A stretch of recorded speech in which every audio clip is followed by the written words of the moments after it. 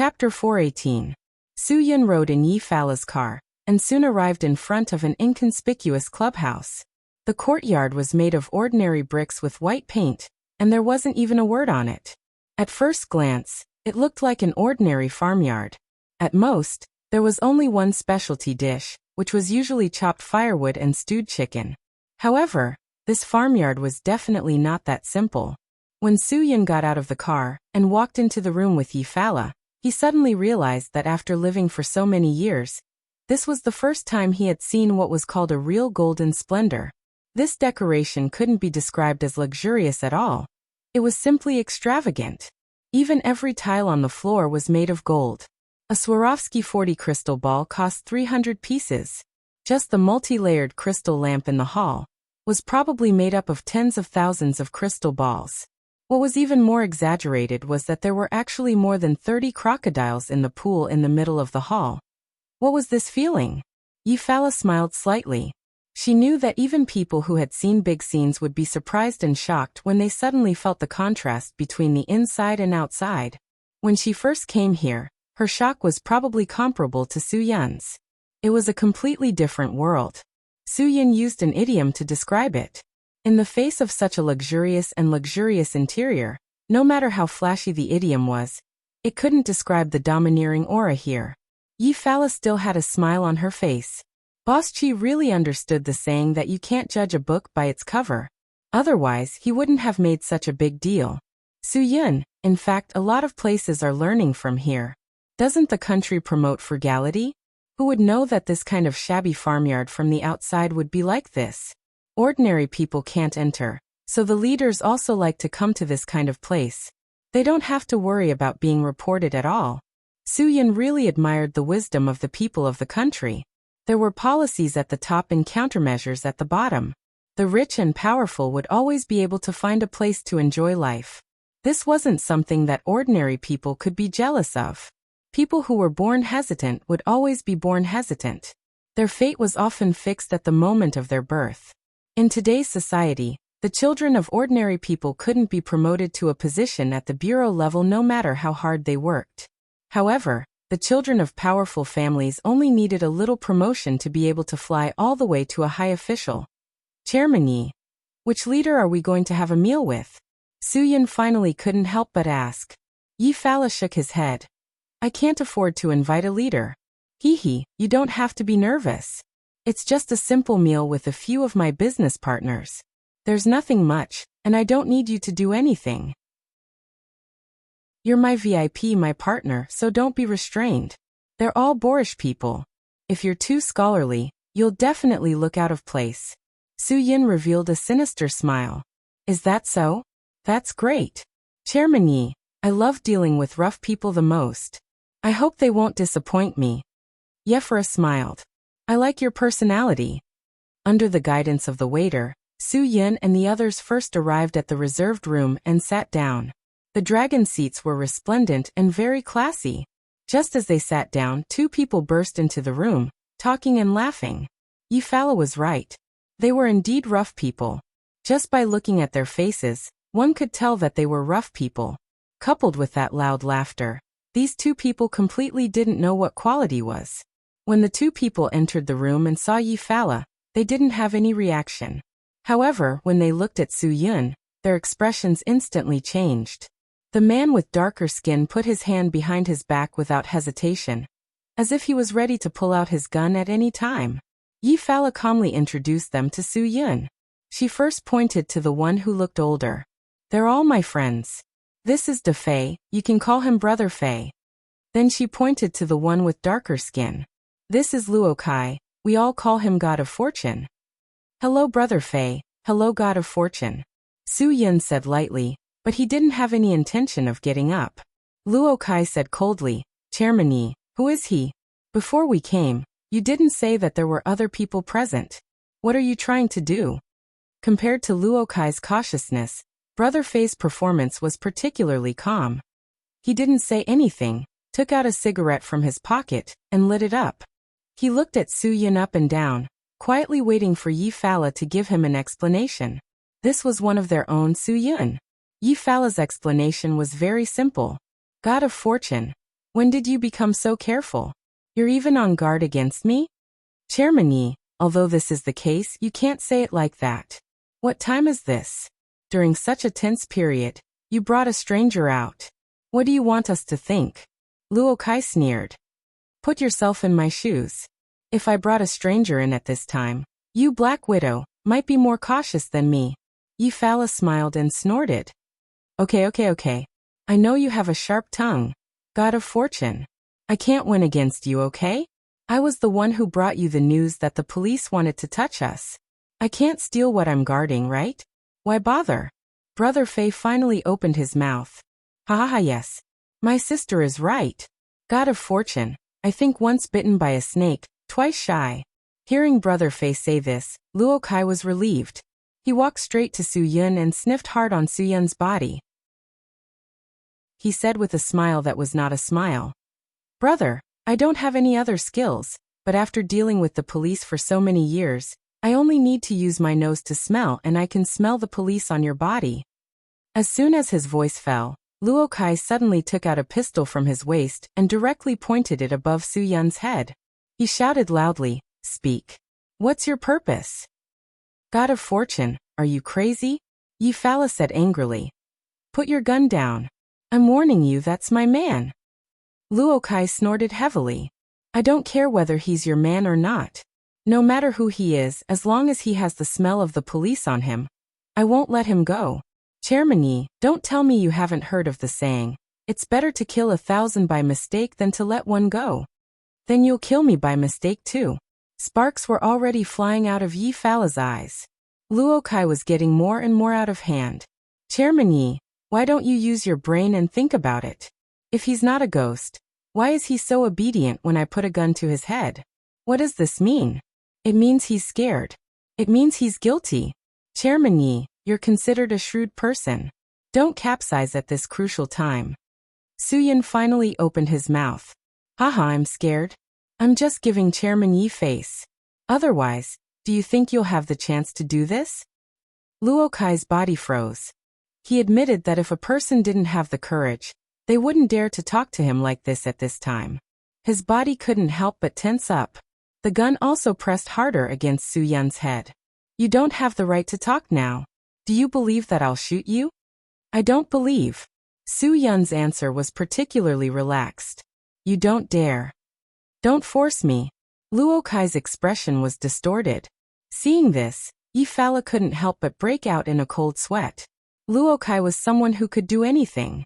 If Su Yun really forced him into a corner, he might pull the trigger. Su Yun acted as if the person in the trap wasn't him. If you dare to shoot, you should think about the consequences. Do you think Chairman Yi will let you go? Also, don't you know where you are?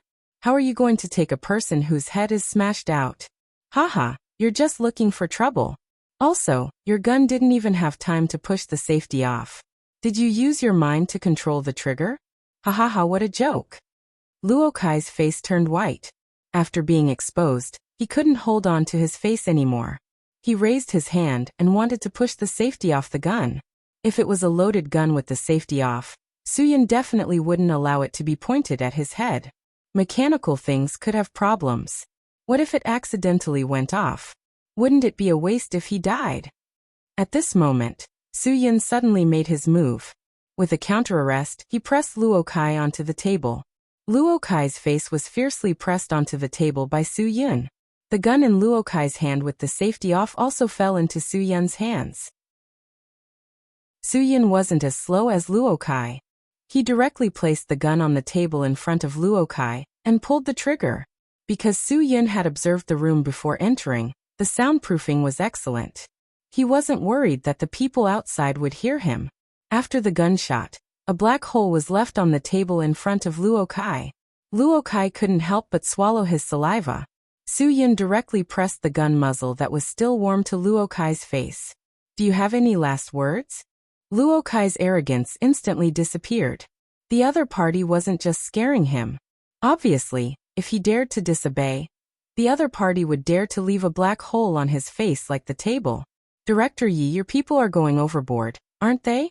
Brother Fei also couldn't sit still, and tried to stop the situation from developing. He knew what kind of person Yi Fala was. so he had to intervene in this matter as soon as possible. Otherwise, Yi-Fala would definitely let her people return the favor. Yi-Fala didn't even think about Luo Kai's life or death. She was completely immersed in her admiration of Su Yun. This kind of courage, this kind of reaction, this was what a man should have. Luo Kai also became well-behaved and quietly waited for Yi-Fala to speak up to help him out. Since the god of fortune asked for it, then he should solve it himself. Yi-Fala said indifferently, "Just now when you pointed the gun at Su Yun's head, when I spoke up, you didn't listen either. Do you think that if I speak up for you now, Su Yun will listen?" Luo Kai was much calmer than before. "Director Yi, he's your man. Whatever you say, he won't not listen, right? Then I'll try." Yi-Fala smiled. "Su Yun, give me some face?"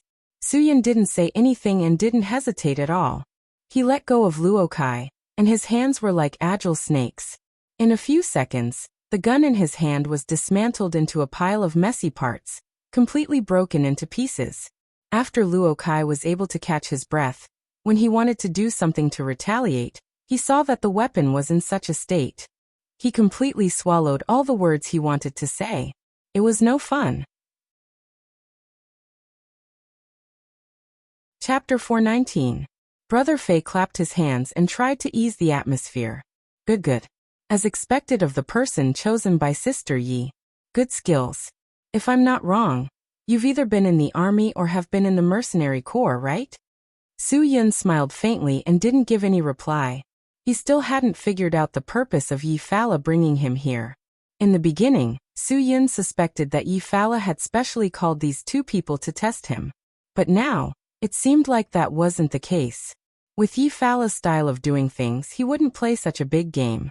And these two people obviously weren't small fries. Although Luo Kai suffered a loss under Su Yun's hands, he still did not have the intention to repent. He still looked at Su Yun coldly. "Boss Yi, you have such a good person by your side. Aren't you afraid that he will betray you? When that time comes, you won't even have a place to cry. I, Yi-Fala, dare to bring someone by my side. I'm not afraid that he will betray me. If he doesn't even have this little ability, then how can I continue to live?" Yi-Fala said, "God of fortune, I remember I told you many times not to bring guns when you eat with me. I don't like it, and I don't want to cause trouble. If there is a police raid now, what do you want me and Brother Fei to do?" Luo Kai shrugged. "This has already become a pile of scrap metal. What's the point of talking about this? Boss Yi, let's talk about business. Has the matter been settled?" Yi-Fala glanced at Luo Kai. Before she could speak, Brother Fei said, "Serve the wine and dishes first. We will talk while eating. Are you guys not hungry? Then I can't compare with you guys. I will feel uncomfortable if I don't eat." "But Madman is not here yet." Yi-Fala sat beside Su Yun. "Are we not waiting for him?" Luo Kai snorted. "Who knows if he will smoke too much? If we wait until midnight and he wakes up, then we will directly change to supper. I have already informed him, and he said that he will be here on time. There is still 1 minute before the appointed time. Boss Yi, do you think he will still come?" The door of the private room was forcefully pushed open by someone. A young man with shoulder-length hair walked in. He was dressed in a particularly punk style, with various metal rings on his ears, nose, and lips. "Ha ha ha. Who said I wouldn't come? I have always been a punctual and trustworthy person. God of fortune, are you looking down on me again? Did you take too many drugs?" The young man's expression was exaggerated. His body was bent as if he had a rickety back. His eyeliner was especially long and connected together, just like a crack on his face. He slapped Money God's shoulder with one hand and stuck his face to Money God's head. "Madman, I think you're the one who's taken too much." Luo Kai cursed. "F***ck your mother, stay away from me. Every day, who knows if you have AIDS? Get lost." Madman's original name was Su Zifeng, but the long-term use of drugs made him crazy. Moreover, the things he did were especially unreliable, so everyone in the underworld called him Madman. He was able to make a name for himself in the underworld because he could fight and didn't care about his life. Moreover, a group of brothers under him were extremely loyal to him. "Ayaya, Sister Yizi, I found that you've become more beautiful. You're going to charm me to death. Every time I see you, I don't want to live anymore. Madman walked towards Yifala with an intoxicated expression. Then he suddenly revealed his fangs and looked at Su Yun, who was sitting beside Yifala with a ferocious expression. Who is this person? Who dares to steal Sister Yizi from me? Do you want to die? Do you know who I am? Xinjiang Madman. Yifala used her eyes to signal Assistant Wang to order the wine and dishes. Then she said to Madman, Madman, go over there and sit down. Listen to me slowly. Madman directly pulled a chair over and sat beside Su Yun. Then he tilted his head on the table and stared straight at Su Yun. I want to know who he is now. Sister Yizi, didn't you say that the police will come to investigate us these few days? Is this person the police? Then I'll help you kill him, okay? If Yifala wasn't present, Su Yun really wanted to take out a pair of chopsticks and nail Madman's head onto the table. This kind of person had lost his humanity after taking drugs. What was the point of living? Thinking that Chang actually dared to touch such things, Su Yun was furious. Su Yun's cold gaze collided with Madman's. Madman was indeed a madman. He suddenly became furious and directly pounced on Su Yun. Fortunately, Su Yun had learned from the previous incident. He knew that this group of people was crazy. He directly raised his leg and kicked Madman's chest heavily. Madman's entire body flew out, but he also pulled off the buttons on Su Yun's suit. Qin Wan and the others who had been monitoring only heard a tearing noise from their earphones. After that, they couldn't hear anything else. This made Qin Wan very anxious. After all, the people around Su Yun were all very dangerous. Black Widow, De Fei, God of Fortune, Madman. These people were all on the police's blacklist. Chief Chen, what should we do? I'm worried that Su Yun is in danger now. Should we go and take a look? Qin Wan, Er's face was full of anxiety. Chen Wei signaled Qin Wan to calm down. Don't worry. Although Su Yun is in danger now, according to the current situation, with Yifala supporting him, those people shouldn't dare to do anything to him. If we make a move now, we will only alert the enemy. Moreover, we don't even know where they are now. Where are we going to find them? Qin Wan bit her lower lip. Then what should we do? What if Su Yun is in danger? Chief Chen, we can't just watch. Don't worry, I believe that Su Yun will have a way. At this point, Chen Wei could only resign himself to fate. He couldn't predict Su Yun's ability, so he believed that his choice wasn't wrong. Madman was kicked out by Su Yun and landed heavily on the ground. However, he smiled and raised his head, as if it didn't hurt at all. People under the influence of drugs often had this kind of situation. It wasn't that they didn't feel pain, but that their brain was filled with hallucinations, so they didn't know if it hurt or not. Ha ha ha ha. Amazing, amazing. You really have some skills. No wonder you can ride Sister Yi under you. Ha ha ha. You're awesome. Madman's expression with his eyes wide open was like a bloodthirsty beast, ready to attack Su Yun again at any time. Yifala's figure suddenly flashed in front of Madman, and a loud slap landed on Madman's mouth. You better watch what you say next time. Madman was slapped in the face, but not only was he not angry, he even smiled as if he was rewarded. Yes, yes. Sister Yi, Madman swears that he won't speak nonsense for the rest of his life. Ha ha ha ha ha. A complete madman. Su Yun could only give such an evaluation.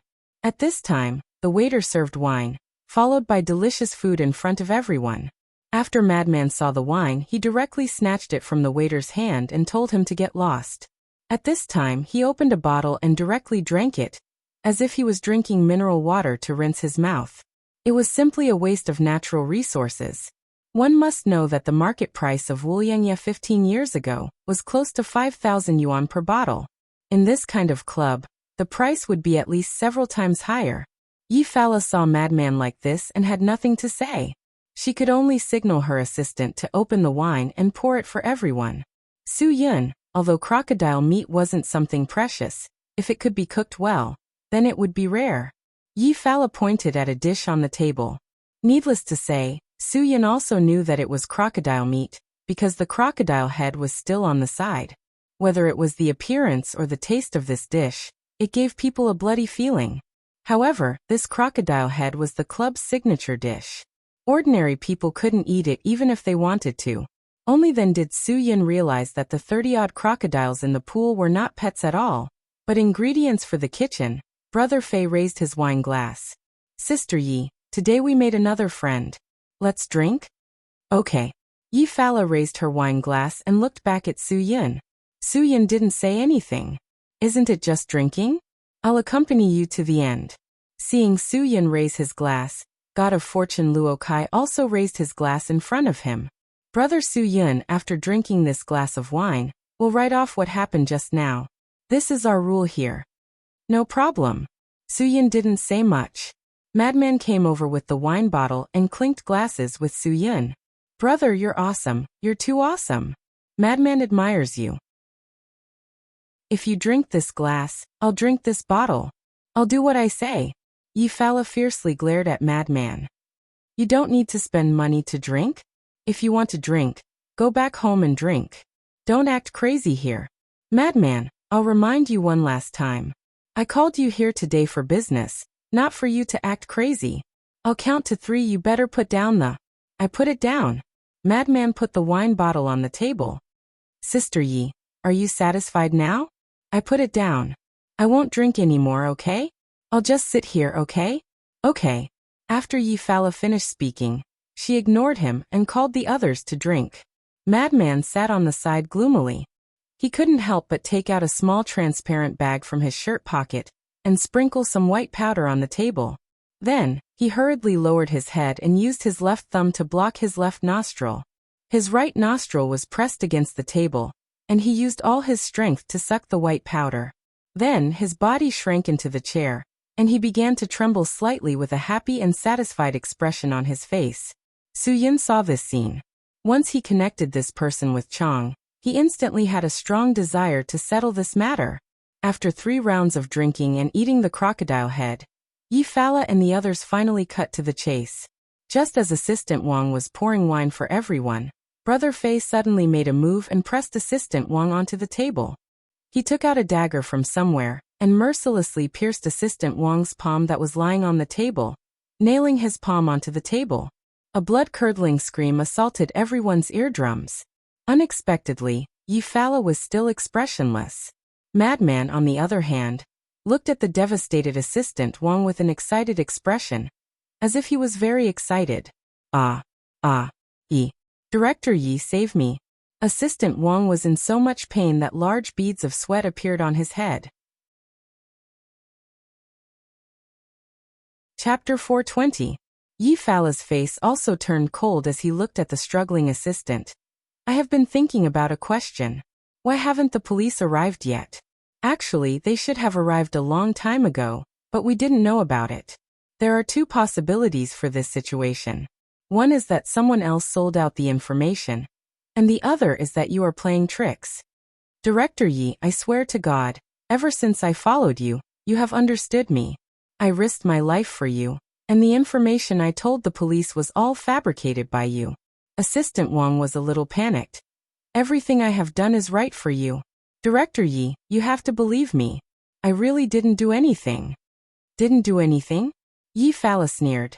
Then why did Madman's people get the news from the police station that Hudong City Police came to Xinjiang today, and they got off the highway in the morning?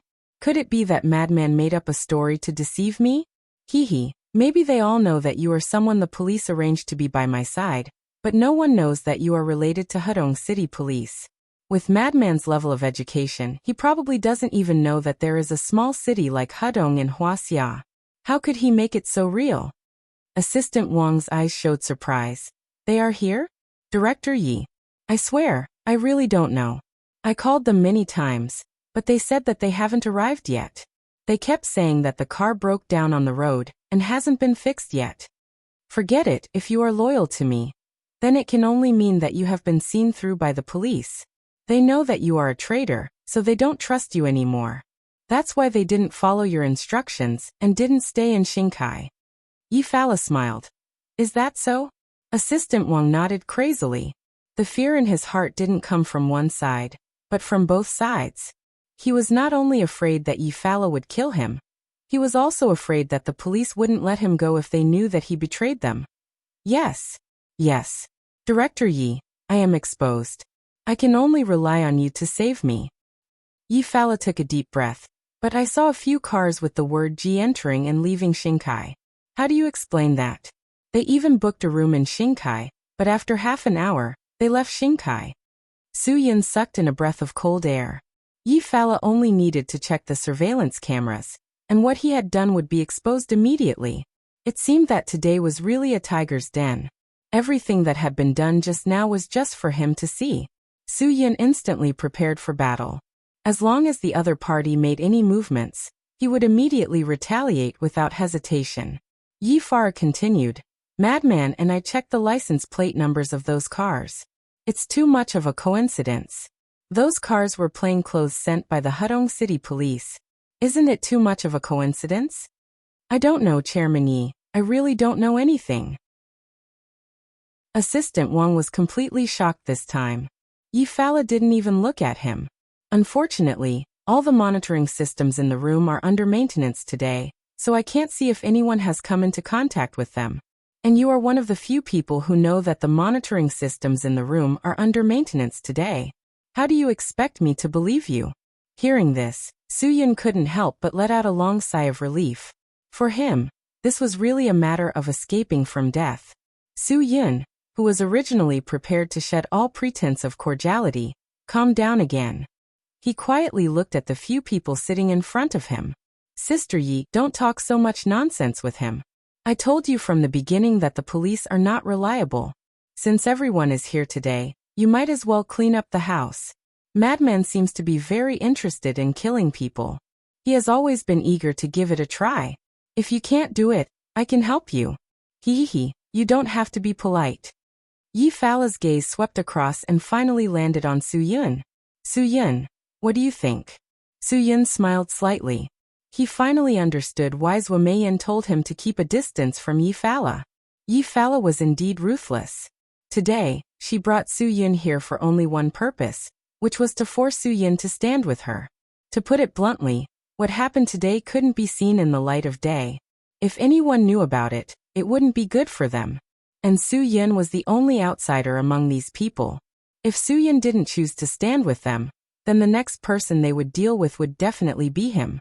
Unless Su Yun made his stance clear, became Yi Fala's man, and then helped her do things. Chairman Yi, if I were you, I definitely wouldn't leave behind a source of trouble. Su Yun's answer was understated. The person in front of him was nothing more than a traitor to the police. Su Yun always hated traitors to the bone. Even if Yi Fala killed him, Su Yun definitely wouldn't feel any pity. This traitor had harmed so many people. He deserved to die for what he had done. Yi Fala was very satisfied with Su Yun's answer. She smiled very happily. Su Yun, if you can say that, it means that I didn't misjudge you. Today, I'll give you a chance to work for me in the future. Don't worry, what I can give you is definitely something you can't get anywhere else. Whatever you want, just say it. I'll satisfy you. Whether it's money or power, whether it's women or cars, as long as you want it in Xinjiang, I'll satisfy you. As she spoke, Yi Fala took out a Porsche car key from her pocket. This is a little meeting gift. Don't dislike it. If you don't like it, then you can do whatever you want with it. Whatever car you want, you can tell me at any time. These words made Brother Fei, who was sitting on the opposite side, dumbfounded. Yi Fala rarely valued a person so much. She gave such a valuable thing as a meeting gift. He really wondered if she was joking. Chairman Yi is really generous. Brother Su Yun is indeed a talent. Yi Fala smiled slightly. For talents, of course, you have to be willing. Otherwise, talents will be fought over by everyone. When will they land in your family? Chairman Yi, I don't know what abilities Su Yun has. To be able to get your heart. Money God said faintly. Can you show us a few moves? To be able to take a gun from you, Money God, isn't that a skill? Yi Fala asked back. Money God, I know what you're capable of. But in front of my Su Yun, I'm afraid you don't even have a chance to fight back, right? Don't you think so? Money God's face darkened. Chairman Yi, I'm not a fighter. What I can do, Su Yun might not be able to do. Ha ha ha ha.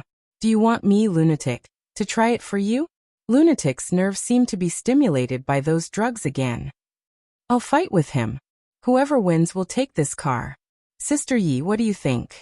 If I win, then I'll help you expose a useless trash. It's not too much for you to give me a car, right? Su Yun, who had been silent all this time, suddenly sneered. You can't win. Lunatic's eyes flashed. What makes you think so? Based on that kick just now, even if you're a normal person, you can't win against me. Not to mention that you've already grown up, so you can't win against me. Su Yun's words were especially direct. To me, you're just a trash. Madman sucked in a deep breath and suddenly grabbed Su Yun's throat without any warning. Su Yun, who had long since been prepared for battle, blocked Madman's attack by reflex. He raised his elbow and rammed it into Madman's chest with his chi that was like a raging wave. Lunatic's strength was definitely not ordinary. With his strength, if he hadn't been soaking in drugs for a long time, he would have broken through the bottleneck of the top class. Therefore, although Su Yun's attack hit him, he took a few steps back and quickly dissipated the force of Su Yun's elbow. Lunatic, who didn't want to be at a disadvantage, roared and kicked at Su Yun's head. Su Yun quickly got up and dodged. Lunatic's kick shattered the seat. Before he could retract his leg, Su Yun punched Lunatic's chest again, forcing him back a few meters and directly hitting the wall. The bag of white powder in Lunatic's chest pocket was also shattered by Su Yun's punch. It fell out and scattered on the ground. Lunatic was like a mad dog when he saw this.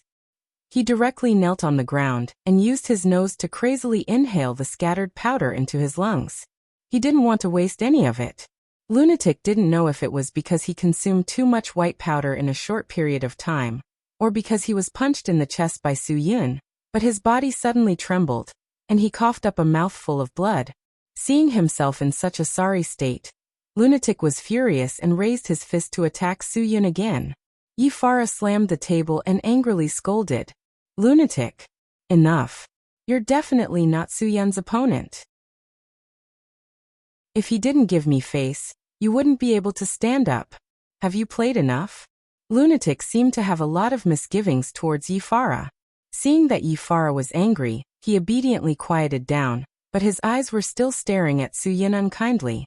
Yi Fara quickly calmed himself down and said to Su Yun, Su Yun, although we haven't known each other for a long time, how do you think I've treated you? Very good, Su Yun said indifferently. The chair under him was already broken by Lunatic's kick, so he could only stand. Good, then I hope you can help me do something. Yi Fara's face turned cold. This person in front of me may have betrayed me, but I've already sincerely followed Buddha, so I can't kill. But this person is still alive, so I feel a great danger. So I hope you can help me. Su Yun was very clear about Yi Fara's meaning. If it was before, Su Yun might still play dumb. But now, Su Yun didn't have any patience. Getting rid of these people as soon as possible was the main issue. His heart had already flown back to Hudong. He absolutely couldn't watch Chong sink deeper and deeper. Su Yun looked at Assistant Wang, who was nailed to the table with one hand by Brother Fei's dagger, and said coldly, Boss Yi, you want me to help you clean up your family, right? Yes, I won't let you do it for free. Yi Fara pointed at the Porsche car key on the table again. Su Yun didn't hesitate. He put away the car key and walked in front of that person without hesitation. At this time, Assistant Wang felt an unprecedented sense of crisis. No, don't. I really didn't do anything. I'm loyal. I was set up by someone. Boss Yi, you can't do this to me. You're burning the bridge after crossing the river. You're getting rid of the donkey after it leaves the millstone. I'm loyal. Su Yun's eyes turned cold and said softly, If you were really loyal, you wouldn't be a spy. Chapter 421. Good. Good. Madman was the first to applaud. He was indeed a mentally unstable cripple. A minute ago, he hated Su Yun to the core, but now he was full of admiration for Su Yun. Brother. I, Madman, admire people like you the most in my life. You don't even blink when you kill. Ha ha ha ha. Good. Su Yun ignored Madman's words and looked at Yi Fala indifferently. President Yi, I've already returned the favor you helped me. Now we're even. Can I leave now? Yi Fala was very satisfied with Su Yun's performance. It was normal for Su Yun to make such a request at this time. If Su Yun stayed by her side without hesitation, She would be suspicious because that wasn't a normal person's reaction. A normal person would want to cut ties with her as soon as possible. Therefore, she was very satisfied with Soo-yeon's performance. Soo-yeon did this because he had already figured out people's psychological activities. The more you wanted the other party to believe you, the more you had to show a normal reaction. Soo-yeon tried his best to restrain himself, and threw the matter of being a spy to the back of his mind. He wanted to show that he wasn't interested in being with Yi-Fala and the others. Now the others in the room were much friendlier to Soo-yeon because they saw Soo-yeon deal with the police spy with their own eyes. Therefore, they believed that Soo-yeon wouldn't dare to betray them. Now they were basically in the same boat. If the boat capsized, everyone would be unlucky. Soo-yeon, if you want to leave, eat this first. After Yi-Fala finished speaking, she took out a small transparent glass bottle from her pocket and poured out a few pills. I did something to the wine we drank. This is the antidote. Brother Faye's expression changed greatly. Money God immediately rushed in front of Yi-Fala and snatched a pill. They knew Yi-Fala too well, so they were sure that Yi-Fala would definitely do such a thing. After Brother Faye and Money God ate the antidote, Madman also snatched 2 pills and ate them. They were angry at Yi-Fala's actions, but didn't dare to say anything. Yi-Fala smiled faintly and ate one as well. I drank the wine just now. You all saw it. I just want everyone to be a family. That's all. This sentence was meant for Soo-yeon. If Soo-yeon hadn't helped her solve the problem of the mole, she wouldn't have given the antidote to Soo-yeon. Even if Soo-yeon knew so many of their secrets, he could only take these secrets to hell. This woman was much more vicious than the Black Widow. If he had to give her a word, Soo-yeon could only think of the word vicious. However, Yi-Fala smiled as she looked at Soo-yeon. Soo-yeon wasn't just the instructor and captain of the Dragon Fury team. He was also their pharmacist. Before drinking the wine, Soo-yeon had already smelled the faint scent of the devil's snare flower hidden in the wine. The seeds and fruits of the devil's snare flower contained anisotamiine, atropine, and scopolamine. It had the effect of stimulating the central nervous system, blocking the choline response system, resisting and numbing the parasympathetic nervous system. The toxicity would cause people to fall into a coma, leading to death due to circulatory failure. Obviously, Yi-Fala was fully prepared to take Soo-yeon under her command. He Director Yi, there's no need. The poison of the devil's snare flower is nothing to me. Soo-yeon smiled faintly. The fact that he could say this was enough to shock Yi-Fala. Yi-Fala hesitated for a moment, but still insisted. Soo-yeon, don't be too careless. The poison I used was extracted from the devil's snare flower seed. The toxicity isn't as weak as you think.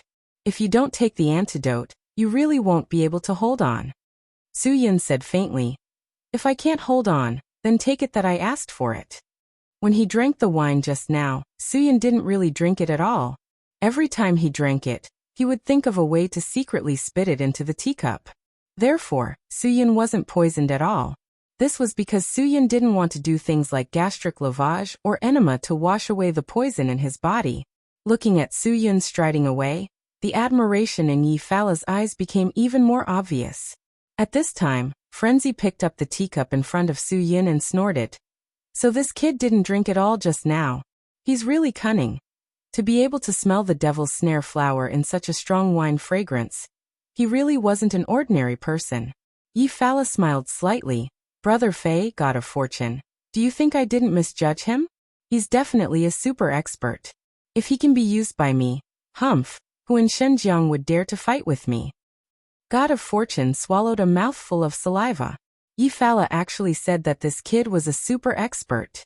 Thinking that he actually pulled out a gun in front of a super expert, the more he thought about it, the more scared he became. Boss Yi, are you so sure? Yi-Fala nodded. Otherwise, do you think an ordinary hoodlum would dare to compete with Darong Electronics? Brother Faye's face revealed a trace of worry.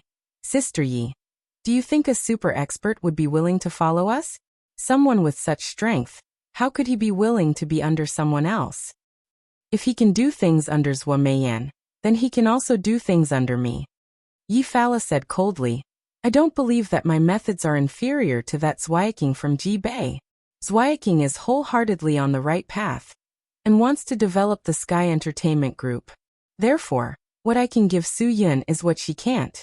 Then what reason does he have to not help me? Su-Yun walked to the parking lot and casually pressed the key. He saw the rear lights of a Porsche Cayenne flash, and the car's lock was unlocked. Yi Fala was indeed generous to him. He was too willing to spend money. Although Su-Yun didn't particularly like black, he felt that it was not bad. At least it was more low-key. If he really got him a red car, he really wouldn't be able to drive it out. Su-Yun decisively got in the car and directly left the remote clubhouse that looked like a donkey shed from the outside and a palace from the inside. He had to inform Qin-wan-er and the others of this matter as soon as possible. Su-Yun dared to be sure that this car must have a positioning system installed, so Su-Yun decisively drove the car back to Shinkai Hotel and quickly left by taxi. After arriving at the small hotel, Su-Yun quickly knocked on the door. Because they had practiced the knocking technique before, after hearing the regular knocking sound, Qin-wan-er quickly opened the door and pulled Su-Yun in. Seeing that Su-Yun was fine, Qin-wan-er's heart was instantly relieved. After entering the door, without waiting for Chen-wei to speak, Su-Yun took off his suit and threw it away. He pushed away the young policeman who wanted to help him take his clothes. Seeing Su-Yun's angry look, Chen-wei naturally understood that something very dangerous must have happened. Otherwise, Su-Yun wouldn't be so angry. Brother Su, do you want to drink coffee or tea? I don't drink anything. Director Chen, I just want to ask you one question. Do you want me to help you or not? Su-Yun said coldly. Of course I want to. Chen-wei answered without hesitation. Su-Yun pointed at Qin-wan-er and continued to say to Chen-wei, Okay, you want to help me, right? Then you have to promise me one thing. Send Qin-wan-er back to Hudong immediately. If you don't promise me this, I will never continue to help you. What did I do to offend you? Qin-wan-er was furious. Why do you want Director Chen to send me back? Did you take the wrong medicine or are you out of your mind? Su-Yun ignored Qin-wan-er.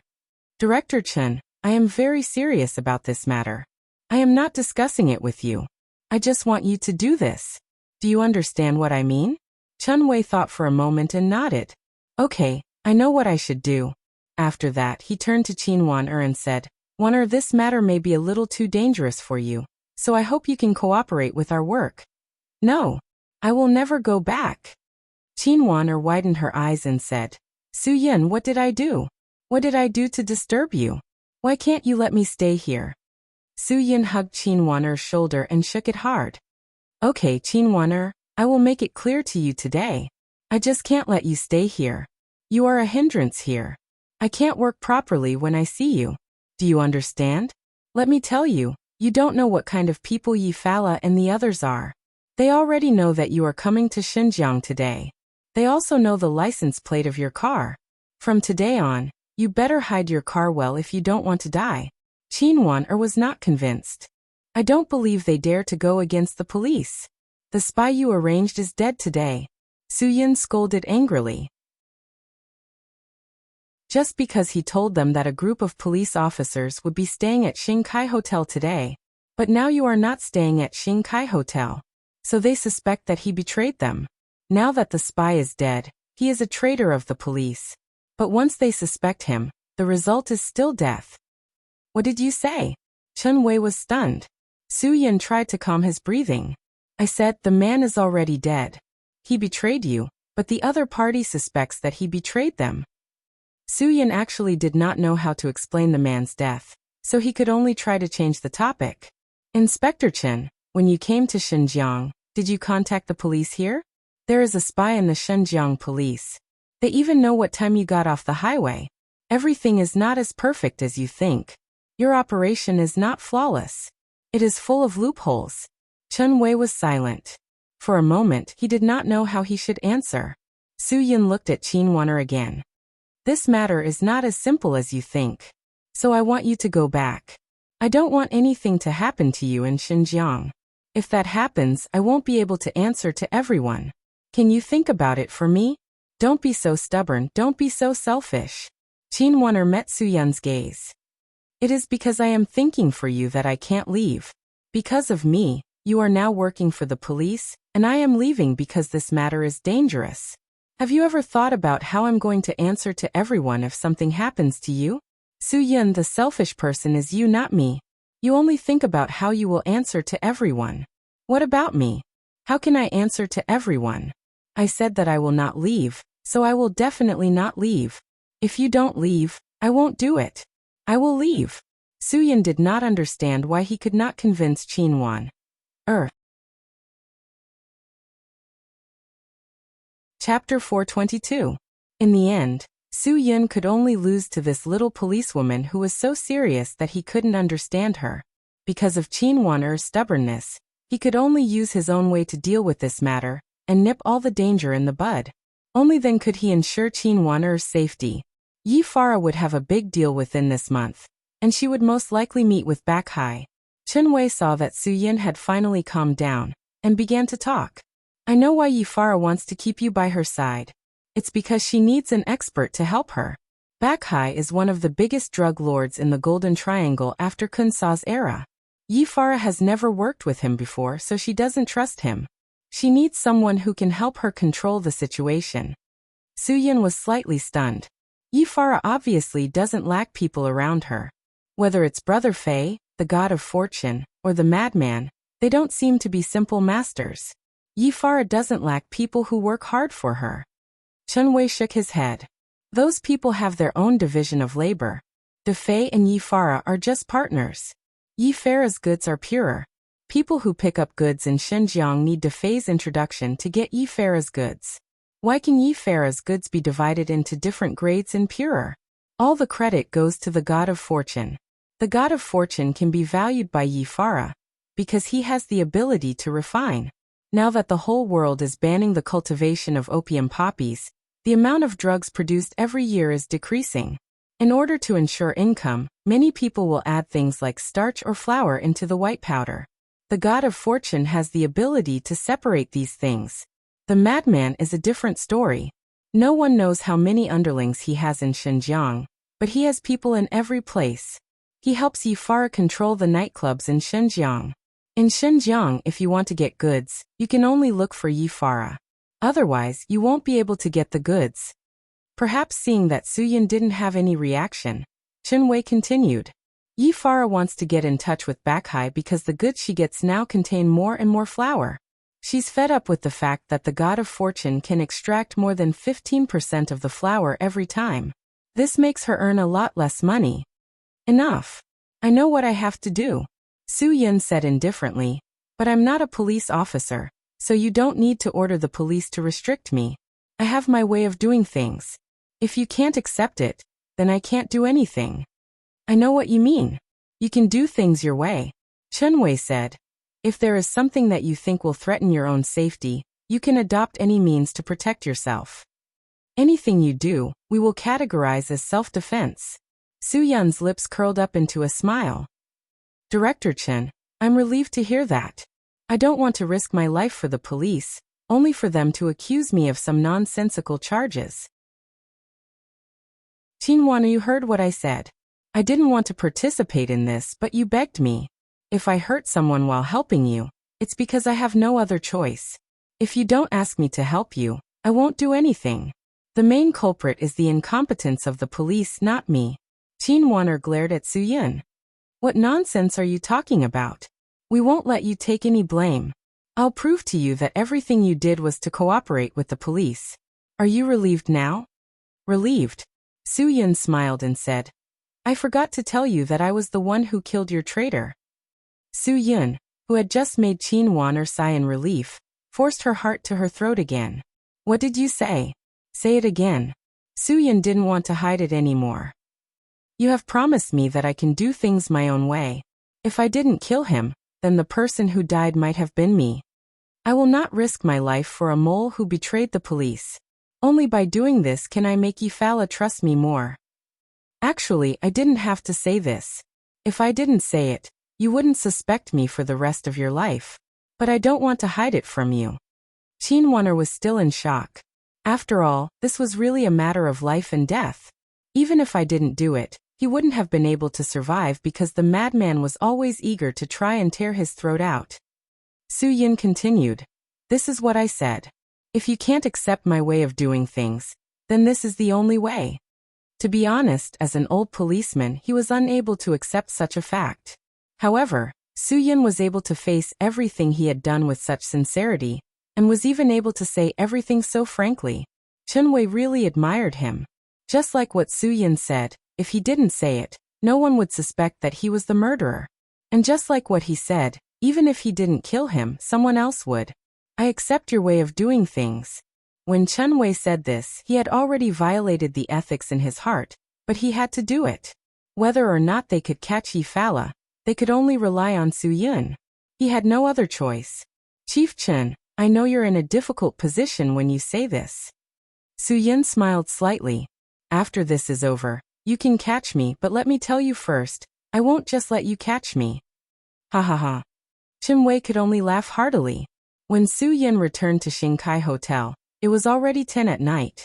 He didn't go upstairs. Instead, he sat in the Porsche Cayenne that Yi-Fala had just given him. He didn't know how to face Sua Meiyan and how to explain everything to her, so he didn't go upstairs. However, just as Soo-Yun was sitting in the car and feeling bored, he received a text message. Meiyan has cancelled all the remaining meetings and asked everyone to participate in the Qingdao Film Plaza. We have already checked out of our rooms, including yours. Now we are preparing to leave Xinjiang and return to Jibei. I hope you won't be worried if you can't find us when you return to the hotel. The sender was Feng Ying. Soo-Yun quickly entered Feng Ying's number into his phone. As soon as he saved Feng Ying's number, Soo-Yun saw Wang Zhe driving his modified car. Behind him was Wu Yuandong driving Sua Meiyan's car. There was also a business car behind them. The people in the car were probably their secretaries or assistants. Soo-Yun quickly started the car and backed out of the parking space, blocking the entire road to the hotel. Wang Zhe stepped on the brakes and stuck his head out to scold him for not blocking the road. However, when he saw that it was Soo-Yun, he was stunned and quickly jumped out of the car. Brother Yin, why are you here? Hurry up and coax President Sua. Her temper is really bad this afternoon. No one can bear it. Soo-Yun smiled and patted Wang Zhe's shoulder. Then, he walked straight to the Mercedes-Benz behind them. When Wu Yuandong saw that it was Soo-Yun, he immediately pressed down the rear window. Hi. Soo-Yun greeted them with a smile. Then he leaned against the window and smiled. Sua Meiyan was expressionless. She said coldly to Wu Yuandong. Who asked you to lower the window? I think you don't want to do it anymore. If you don't want to do it, go to the finance department tomorrow and get the money and leave. Wu Yuandong was scolded until he couldn't get angry. He had no choice. All of this was for his brother Soo-Yun. Otherwise, he wouldn't do such a thing to go against Sua Meiyan's wishes. Now he only hoped that Soo-Yun could get rid of Sua Meiyan as soon as possible. Then he wouldn't have to be so worried about being scolded. Who offended our chief Sua again? Why is he so angry? Soo-Yun was thick-skinned. He opened the car door and wanted to squeeze in. Sua Meiyan was angry this time. She wasn't joking with Soo-Yun. When Soo-Yun wanted to squeeze in, she raised her leg. If you dare to take one more step, I will dare to kick you. If you think your ribs are harder than my high heels, then you can try. Soo-Yun was stunned. Is there a need to be so angry with me over such a small matter? Small matter? Sua Meiyan snorted. Soo-Yun, if you think this is a small matter, then it is a small matter. In the future, your business is your business, and my business is my business. Let's not affect each other. I will fulfill Zhang Taisui's last wish. As for whether you will take over Sky Entertainment Group, that is your own business. I can't help you for a lifetime.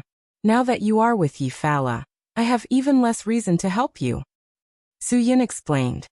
It's not what you think. There is nothing between me and Yi-Fala. Sua Meiyan frowned. Soo-Yun, I've reminded you many times. Yi-Fala is not on the same side as us. You can't interact with her. Why? What is it about her that attracts you? Is it because of her charm? Things between me and her are really not what you think. Meiyan, I have my reasons for doing this. Soo-Yun knew that he couldn't tell the police, so he couldn't explain.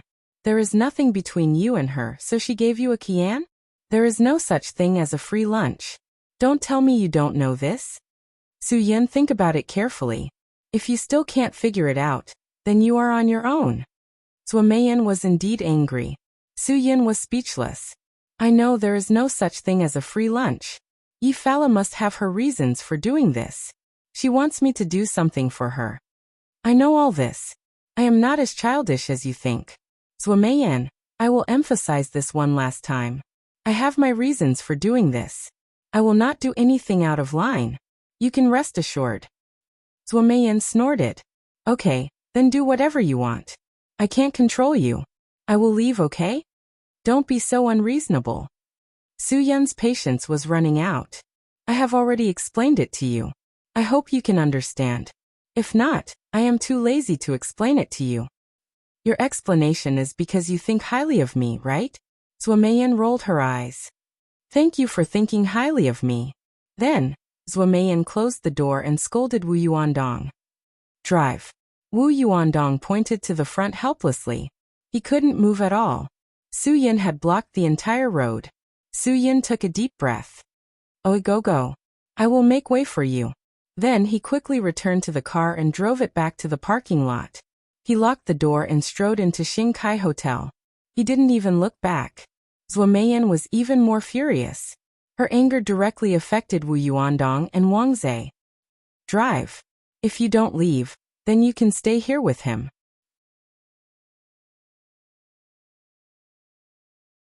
Chapter 423.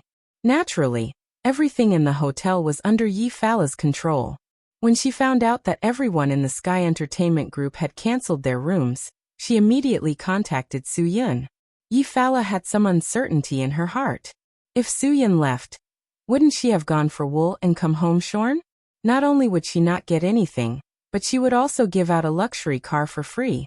Su Yun, I heard that President Zhua has cancelled your room. What are your plans tonight? Are you going back to Jibei with President Zhua, or are you staying here? President Yi, your hotel rooms are too expensive. I'm just looking for a place to sleep. After Su Yun received the call, he stretched lazily. Why don't you tell the front desk to give me a discount? Otherwise, I really can't afford to live in such a luxurious place. Yi Fala obviously knew that Su Yun was joking. Zhuo Meiyan must have spent a lot of money to keep such an expert by her side. Su Yun could only switch to her because he saw that she was stronger than Zhuo Meiyan and could give him more. Yi Fala had a deep understanding of people's greed, so she believed that her approach was not wrong at all. Since that's the case, why don't you stay at my house? Yi Fala said indifferently. Anyway, my house is very big and I have a lot of rooms. It's not inconvenient for me to live alone. Where are you now? I'll come and pick you up.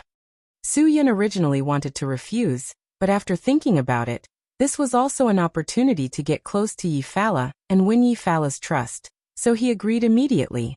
Since President Yi is so kind, if I refuse, wouldn't it be too disrespectful? How about this, President Yi, you don't have to come and pick me up. Tell me the address, and I'll naturally come shamelessly. Yi Fala smiled charmingly. Hee, look at what you're saying. Are you still treating me as an outsider? Okay, I'll send you the address. I'll wait for you. After hanging up the phone, Su Yun received a text message from Yi Fala. Su Yun followed the address on the GPS and quickly found Yi Fala's luxurious duplex villa located in a prime location in Xinjiang. In this city where every inch of land was worth its weight in gold, 80% of the people probably couldn't even afford a bathroom here. As soon as Su Yun arrived, the gate of the villa slowly opened on both sides. Su Yun drove the car directly into the courtyard. When he got out of the car, the gate slowly closed again. Su Yun knew that Yi Fala already knew that he had arrived, so he strode towards the entrance of the villa. Sure enough, just as Su Yun was about to knock on the door, Yi Fala opened the door directly and said in an enchanting voice, "You're finally here." Su Yun almost couldn't hold back his nosebleed. Yi Fala was actually wearing translucent tight-fitting pajamas, and the scenery inside was faintly discernible. Her two hemispheres were like proud mountain peaks, and there was a faint fragrance on her body. Obviously, she had just taken a shower. Her wet long hair was like the Milky Way pouring down in torrents. Her beautiful eyebrows and almond-shaped eyes revealed endless flirtatiousness. Her delicate nose, Rosy cheeks, red lips, and flawless face were shy and affectionate. What made Su-Yun even more unbearable was Yi-Fala's sparkling and translucent skin that was better than snow. Any man who saw it would probably want to pounce on it and take a bite. Other than seductive, Su-Yun couldn't find a second word to describe it. This was simply a seductive demon who seduced people into committing crimes. Su-Yun started to regret agreeing to come here. Come in, why are you still standing at the door like an idiot? Yi-Fala hooked her finger at Su-Yun and said, it's a bit cold outside now. Su-Yun walked into the room with surging emotions. He didn't feel cold at all. Instead, he felt that his whole body was burning with desire. After all, he was a man. No matter how good Su-Yun's self-control was, it was still very difficult to resist the extraordinary charm of a mature woman. It was simply like dry wood meeting a raging fire. Do you want to drink something? Yi-Fala didn't seem to care at all about how her faintly discernible white legs would bring a man's surging emotions. She waved it in front of Su-Yun and said, champagne. Su-Yun took a deep breath. Yi-Fala's move was indeed ruthless. She wanted to test his self-control. Su-Yun was very clear about what he should do and what he shouldn't do at this time. Yi-Fala wasn't a woman he could touch. Therefore, he quickly restrained the ripples in his heart. Alcohol can easily lower a person's resistance. Boss Yi, aren't you afraid that I will do something out of line? Yi-Fala shook her head. What's there to be afraid of? We're all adults. We all have self-control and can be responsible for our own actions. Responsible? What kind of joke was this? Su-Yun wasn't stupid enough to lose control and be responsible for Yi-Fala. Even if something really happened between the two of them, the one who should be responsible should be Yi-Fala. Su-Yun was still the genuine golden boy. Su-Yun sat on the wide sheepskin sofa. Yi-Fala took the champagne and wine glasses and sat beside Su-Yun without any trace of politeness. Did you have a conflict with Boss Swa? No. Su-Yun. She has something to deal with back home, and I have something to stay behind to finish. We're all working together. In the end, you'll go your way and I'll go mine. There's nothing to be conflicted about. Yi-Fala poured 2 glasses of champagne and handed one to Su-Yun. Then what are you staying behind to do? I don't have the habit of casually accepting benefits from others. So if someone treats me well, I'll return 3 times. Su-Yun took the champagne and clinked glasses with Yi-Fala. He drank it in one gulp. Boss Yi, I won't accept your benefits for nothing. Yi-Fala also drank the champagne in her glass. Su-Yun, I realize that I really admire you more and more. Hee. Originally there was something I didn't want to tell you. But now that things have come to this, I don't think there's any need for me to hide it from you. Because I trust you very much now. Su-Yun tried his best to keep calm. Maybe Yi-Fala was going to tell him about some important secret deal. Boss Yi, go ahead. I'm all ears. I've found the person you asked me to find. Yi-Fala said faintly. But I want to hear you explain to me why the person you're looking for is related to the military. Su-Yun's mind buzzed. He didn't expect that the thing Yi-Fala was going to talk to him about was Yumarin. Yi-Fala was indeed amazing in Xinjiang. In just one day, she was able to find the person Su-Yun asked her to find. She even knew that it was related to the military. How could Su-Yun not be shocked? Boss Yi, how do you know that it's related to the military? Su-Yun asked cautiously. Yi-Fala smiled. Su-Yun, since I can find the person, why can't I know a little? I've found the person for you. But I can't tell you. Because I need to know what your purpose is. I've asked so many people, but I couldn't find out what the person you're looking for is doing in the military. Su-Yun sneered in his heart. If you could find out, then you wouldn't just be in Xinjiang. However, Su-Yun wouldn't say it out loud. Boss Yi, this is my personal grudge. I don't want to talk about it, and I don't want you to ask too much. If you don't mind, I can leave now. No, of course I don't mind. I just want to remind you. Yi-Fala said seriously. Not everyone can afford to offend the people from the military. Maybe you have the guts to challenge the Nakamura family of Darong Electronics. Maybe you have the guts to fall out with Swamayan. Maybe you even dare to say that we're going our separate ways. But I'm warning you, don't ever offend the people from the military. Su-Yun sighed in relief. So this was what Yi-Fala was worried about. Boss Yi, don't worry. I definitely won't implicate you. I will not implicate anyone in my personal grudges. What kind of grudge did you have that made you so daring to go against the military? Yifala was curious, very curious. Suyin was silent. I'm sorry, boss Yi. There are some things that I really don't want to say. If you sincerely treat me as a friend, then tell me where the person is. If you're afraid that my matter will implicate you, then I won't force you. I'll slowly find the person myself. Yifala said bluntly. You won't be able to find the person yourself. Suyin, if you want me to tell you the answer, then you have to help me with something. If you help me, then I'll naturally tell you. Yifala's words came one after another. Suyin couldn't figure out what this woman wanted to say to him. Boss Yi, what do you need my help with? Just tell me. I still owe you a favor for the matter of those Japanese from Darong Electronics. No, you've already repaid that favor. You helped me get rid of the ghost that the police placed beside me. To me, this is already repaying the favor. Yifala said faintly. Suyin was now dealing with everything carefully. He felt that if even he could see that Assistant Wang was loyal to her, then how could Yifala not see it? Even if Yifala could see that person's loyalty to her, she could still let Suyin make a move. What did this mean? Suyin said tentatively. Boss Yi, there's something that I don't know if I should say. What's there that you can't say? Just treat me as a friend. Yifala smiled slightly. I don't think Assistant Wang betrayed you. Suyin said faintly. Maybe there's some misunderstanding, or the police noticed something. It shouldn't be Assistant Wang who reported to the police. If he dares to admit that he's a spy for the police, then it means that he's loyal to you. I don't think he'll bite back. Yifala agreed with Suyun's words. That's right, I also believe him. Then Yifala's tone changed. But there are some things that I don't need to do alone. It's meaningless for me to believe him. That is to say, you did that just to eliminate other people's suspicion of him. Suyun's heart trembled. That's right, I can't let my partners suspect my people. If everyone's hearts aren't united, then nothing can be done. Yifala said. Now we're facing a big business cooperation problem, so I have to make a prompt decision to eliminate some of my partner's suspicion and distrust of me. The corner of Suyun's mouth raised, and his smile was terrifying. Even so, you still don't hesitate to kill someone loyal to you.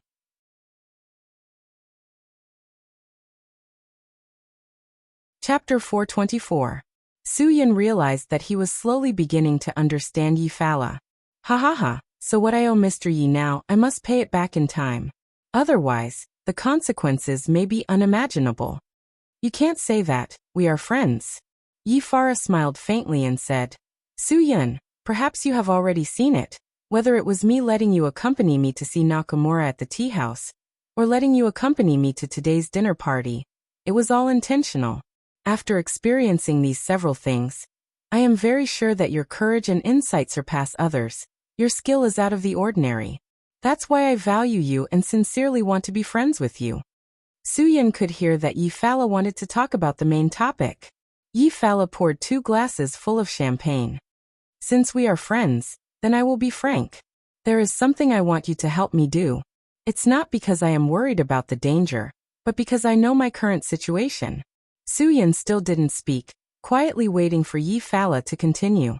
He only cooperated with Yifala to raise his glass of champagne.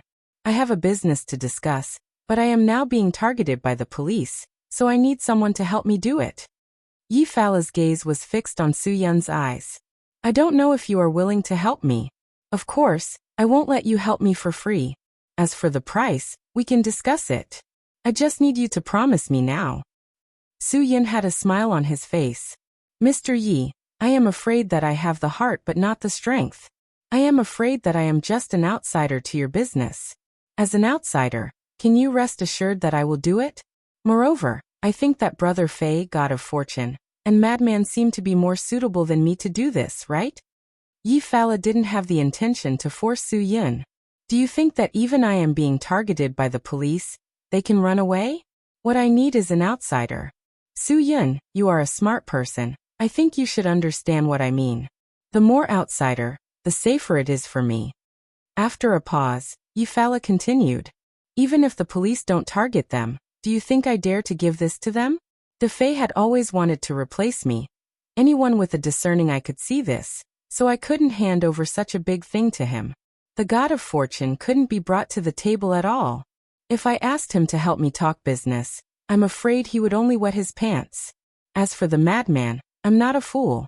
Of course, I won't entrust such an important task to a madman who's addicted to drugs. He'll only ruin my plans. That's why you fell for me. Su Yun stroked his chin. Chairman Yi, if I didn't appear, would you have personally discussed this deal? Su Yun, you're underestimating me. Of course I have other friends. The translation of Yi Fala's words was, other than you, I still have a backup. I won't hang myself on a tree. However, the person I think the most highly of is you. The person I trust the most is also you. Su Yun paused for a moment. Sometimes, the person you trust the most is often the least reliable. Yi Fala smiled and didn't say anything. She just held a glass of champagne and clinked it with Su Yun. There was no one she couldn't win over. There was also nothing she couldn't do. If she couldn't even handle such a small matter, then she wouldn't be the Black Widow that was feared by everyone in Xinjiang. Su Yun, I'll give you time to think about it. Yi Fala said, but I don't want this time to be too long. Su Yun saw that Yi Fala didn't want to continue the conversation, so he went straight to the point. Chairman Yi, if you let me think about it, you should at least let me know what kind of business I'm going to discuss with you, who I'm going to talk to, and what benefits I can get after the discussion. If I don't even know these, I'm afraid I really don't know how to consider it. Yi Fala didn't expect Su Yun to be so straightforward, but it was precisely because of this straightforwardness that she was even more convinced that Su Yun had his own thoughts. He didn't hide it, but directly exposed it. Only a person with no ulterior motives could do this. If someone had other thoughts in their heart, they wouldn't ask this. Only if you agree, then I'll dare to tell you the truth. Don't you think so? Yi Fala insisted. In that case, Su Yun also insisted. If Chairman Yi can't tell me the truth, then I really can't promise you. Then do you still want to know where the person you're looking for is? Yi Fala smiled slightly. Su Yun froze for a moment. Was this a temptation or a threat? Although I really want to know where the person I'm looking for is, I won't gamble with my life. I've always been a person who pays attention to sincerity. Once I promise something, I'll definitely do it. If I promise Chairman Yi first, and then Chairman Yi asks me to do things that are dangerous, should I choose to do it? Or should I choose to break my promise to you? Yi Fala suddenly smiled charmingly and squeezed the two soft waves in front of her chest onto Su Yun's shoulder. I like people who keep their promises. Well, since you don't want to bet, then I'll bet. I'll tell you what I should and shouldn't say. If you don't help me, I only need you to promise to keep your mouth shut. Okay. Su Yun agreed. Yi Fala thought for a moment. Do you know Bakai? Bakai? Su Yun was slightly stunned. I don't know. He's a Thai. Yi Fala continued. I don't think I need to tell you more about those old things in the Golden Triangle. Since Kansa disappeared, the entire business in the Golden Triangle has been turbid and chaotic. Back then, Kansa had 3 favorite disciples, and Bakai was one of them. Su Yun's eyes were filled with doubt. Mr. Yi, you don't want me to contact such a dangerous person, do you? Su Yun, you're a smart person. You should understand what kind of business I do after today's dinner. Yi Fala said. So I don't want to beat around the bush with you. Nowadays, the white powder business is difficult to do. The goods are getting more and more impure. I can only choose to contact a more reliable person. As one of the biggest gang leaders in Southeast Asia, whether it's in terms of integrity or in terms of goods, Bachai is the safest one in my opinion. That's why I got in touch with him. After a pause, Yi Fala continued. Of course, the more trustworthy a person is, the more ruthless he is. If you want to cooperate with him, not only do you have to show 100% sincerity, you also have to let him believe in your strength in the mainland. Otherwise, he won't cooperate with people casually. People in the Golden Triangle are very clear that the risk of cooperating with the mainland is the highest. Compared to North America, North and South America, and even Europe, Australia and Africa, business in Asia is the most difficult to do. Especially in Huaxia, The police in Huaxia have the strictest supervision on this point. Bakai is a cautious person and is very careful. If you do something that makes him feel uneasy, he will take extreme measures to retaliate. Then why did he choose to cooperate with the mainland? Su Yin continued. Since you're so afraid, then don't come to the mainland to sell goods. Isn't that the safest? Because of the mainland's market. Yi Fala said. The mainland's market occupies 1/3 of the entire global market. This is a very, very terrifying number. Whoever gives up the mainland's market will lose 1/3 of their profits. Under the temptation of high profits, no one wants to lose 1/3 of their profits. Su Yin asked with a smile. How big is the profit? It can make them work so hard. Every 1,000 kilograms will bring them more than 100 million. Huaxia's market is very big. How much is the demand of 20 to 30,000 kilograms per year? I don't think you need me to calculate it for you, right? Yi Fala said faintly. This is a very terrifying number. No one wants to lose such a large amount of profits. Su Yun's heart skipped a beat. This number was definitely more terrifying than he had imagined. Tens of billions of profits every year. This was simply an astronomical number. If I help you, what can I get? Su Yun suppressed the shock in his heart and continued to ask with a smile. Since they can get such high profits, then I'm afraid your profits are also unimaginable. I want to know how much of the soup I can get from you. Yi Fala stared at Su Yun for a while. Su Yun's straightforwardness made her somewhat suspicious for a moment. His questions were too straightforward. How could Yi Fala not be suspicious? You don't need to know how much profits I have. You only need to know your own profits. Su Yun did not avoid Yi Fala's gaze. I'd like to hear the details. Yi Fala raised a finger. If you can help me with this matter, I can give you this. This, I think, is money that 90% of the people in the world can't earn in their lifetime. Without waiting for Su Yun to reply, Yi Fala said, 100 million. After the matter is done, I'll give you 100 million. In the face of such a huge temptation, absolutely anyone would be tempted.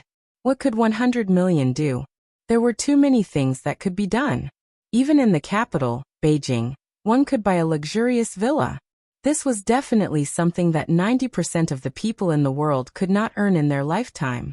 No, it should be 99% of the people in the world could not earn in their lifetime.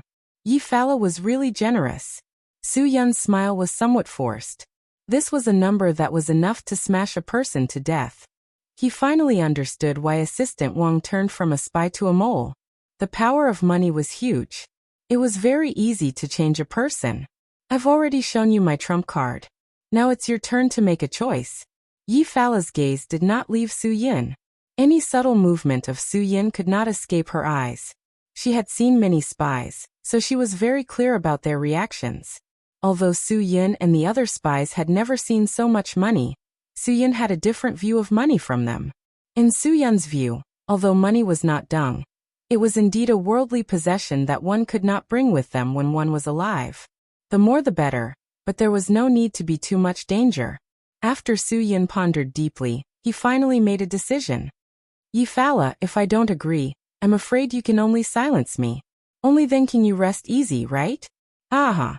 Yi Fala knew that Su Yin had agreed. Of course not. I've said it before. I know your skills. If I want to silence you, I'm afraid I really can't find someone who has this ability. As she spoke, Yi Fala stretched out her tender and white hand. Happy cooperation. Su Yin also stretched out his hand. Happy cooperation.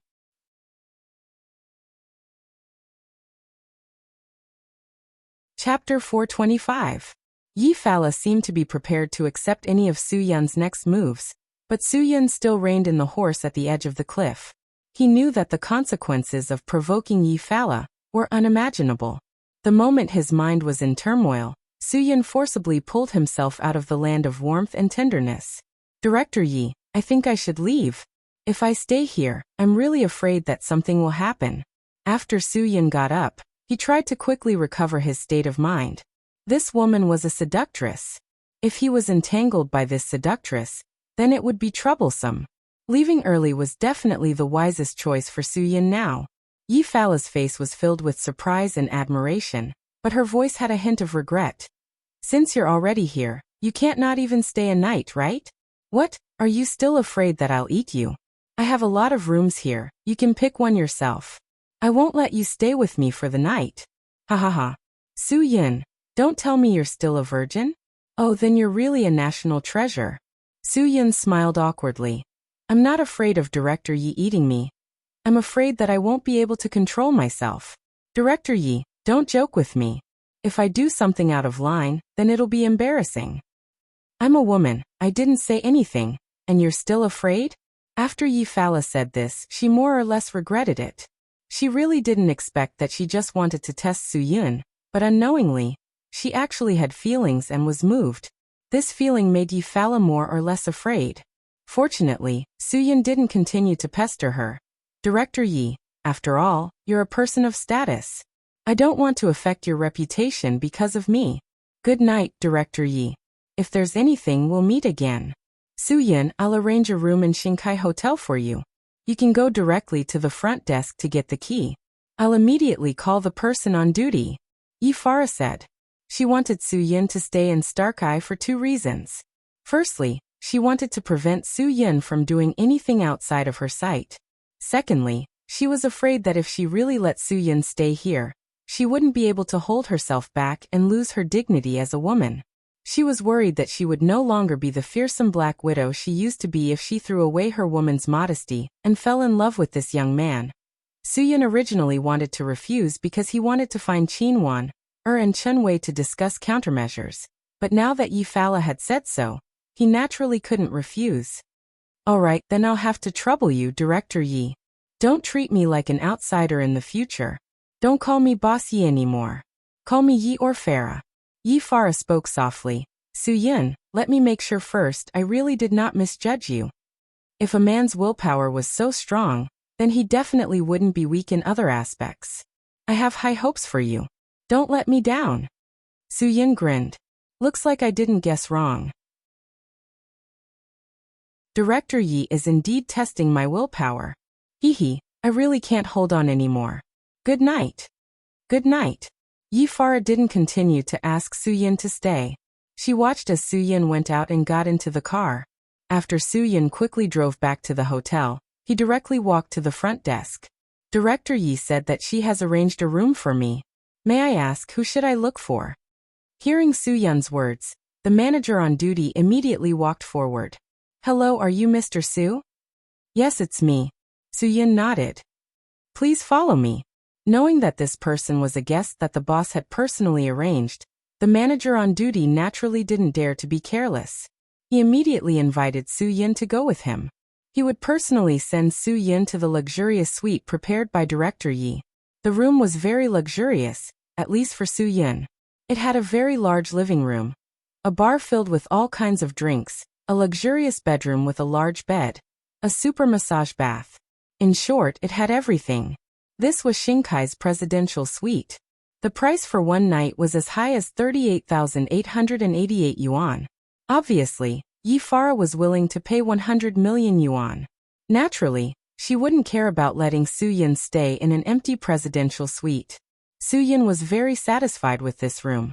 The only thing that made him uncomfortable was that this room was on the 50th floor of Xinkai Hotel. It was indeed a bit too high. Su Yun felt that it was high because if he wanted to go out now, it was impossible for him to take the normal route. This floor was a high-end presidential suite.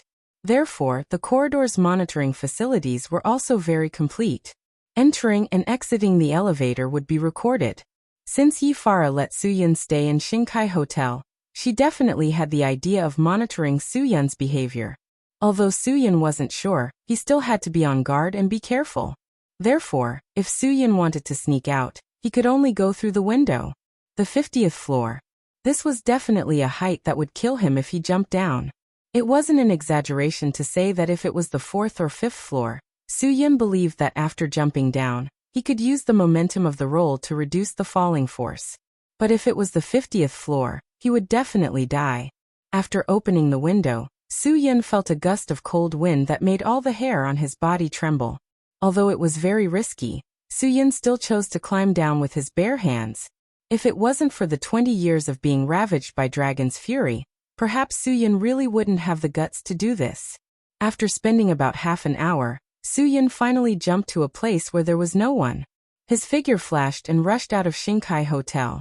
Soo-Yun's choice was correct. After Soo-Yun checked in, Yi-Fara arranged for people to wait for 24 hours in the opposite room. Once Soo-Yun opened the door, the people in the opposite room could see through the peephole whether Soo-Yun went out or if someone came to look for him.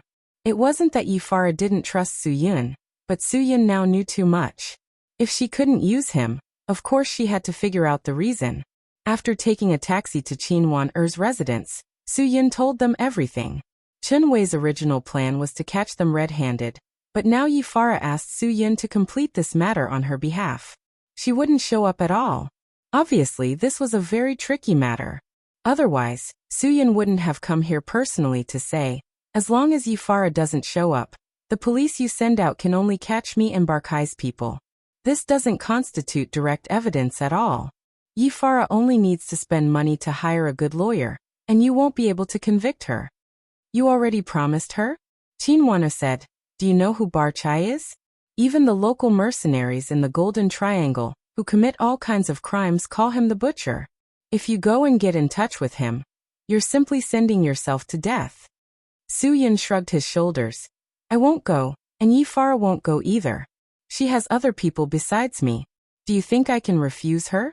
If she doesn't let me go, then you won't be able to get any favorable evidence. Chun-Wei frowned. Soo-Yun, this is such a big matter. With Yi-Fara's character, I'm afraid she will do it herself. Even if she says she won't show up, I believe she will control everything in the dark. I believe that if you agree to help her talk business with Barchai, she will definitely monitor your every move from a place very close to you. Yi-Fara is a very cautious person. It's already beyond our expectations that she can trust you so much. Soo-Yun smiled helplessly.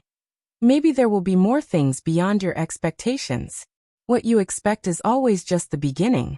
No plan can keep up with the changes. What do you expect? Chief Chun, anyone can make blind guesses. I don't want your blind guesses. I want to know what you plan to do. We want to know the specific time you will meet with Barchai. When the time comes, we will find a way to create chaos and find a way to lure Yi-Fara out. Chun-Wei said. This is just your plan. No one knows what will happen when the time comes. Soo-Yun, and I don't even know why she wants me to meet her. Just to talk business and discuss the price? Yi-Fara didn't ask me to do the deal for her. Chun-Wei shook his head. It's impossible for you to help her negotiate the price. 2 months ago, Yi-Fala left Xinjiang for about 3 weeks. According to the reliable news we received, she went all the way south and directly went to her property in Lijiang. After resting for 5 days, she continued south and followed the 213 National Highway to the end of Huaxia. There's a golf course there. After Yi-Fala entered the golf course, she only came out 2 weeks later. We suspect that she smuggled out of the country from the golf course and entered Laos. Then, with the help of local connections, she entered Thailand through the Laos border and met with Barchai to discuss the details. So you're saying that Yi-Fara didn't ask me to talk business this time, but to help her do the deal? Soo-Yun was indeed surprised. If I go to complete the deal, then won't the person you want to catch be me? Chun-Wei thought for a while. As far as I know, Barchai is a very cunning person, and Yi-Fara is not someone to be trifled with. I suspect that there is something fishy about this matter. Hearing this, Qinwana started to worry. Chief Chen, since there are still so many doubts, shouldn't we let Soo-Yun take this risk? What if Yi-Fara wants to play tricks and Barchai also wants to play tricks? Wouldn't Soo-Yun be the sacrificial lamb in the middle? I think that Yi-Fara's interest in Soo-Yun is not fake, so she definitely won't be willing to sacrifice Soo-Yun. Chun-Wei said, that's the problem. We don't know what they want to do. Now it seems like it has become a mess. Forget it. There is no point in talking so much to you. Soo-Yun shook his head, speechless. I'll take one step at a time. Anyway, I'm already in it, and it won't be easy to get out. Either you kill Yi-Fara, or I won't be able to get out. Chun-Wei knew that Soo-Yun was helpless, but this was indeed the current situation. Qinwana was very regretful. If she had known, she wouldn't have let Su Yin be the undercover informant. This matter was originally dangerous, and now it was out of the police's control. Previously, they had always thought that they knew something about Yi Farah, but now it seemed that Yi Farah was someone they didn't know. The things they knew didn't have much influence on the other party. Su Yin, are you sure? Qin Wan'er said hesitantly. Su Yin grinned. Otherwise what? Seeing that it was getting late, Su Yin hurriedly said goodbye. He still had to climb up the wall to the 50th floor, and he couldn't let others know. This was not a small task.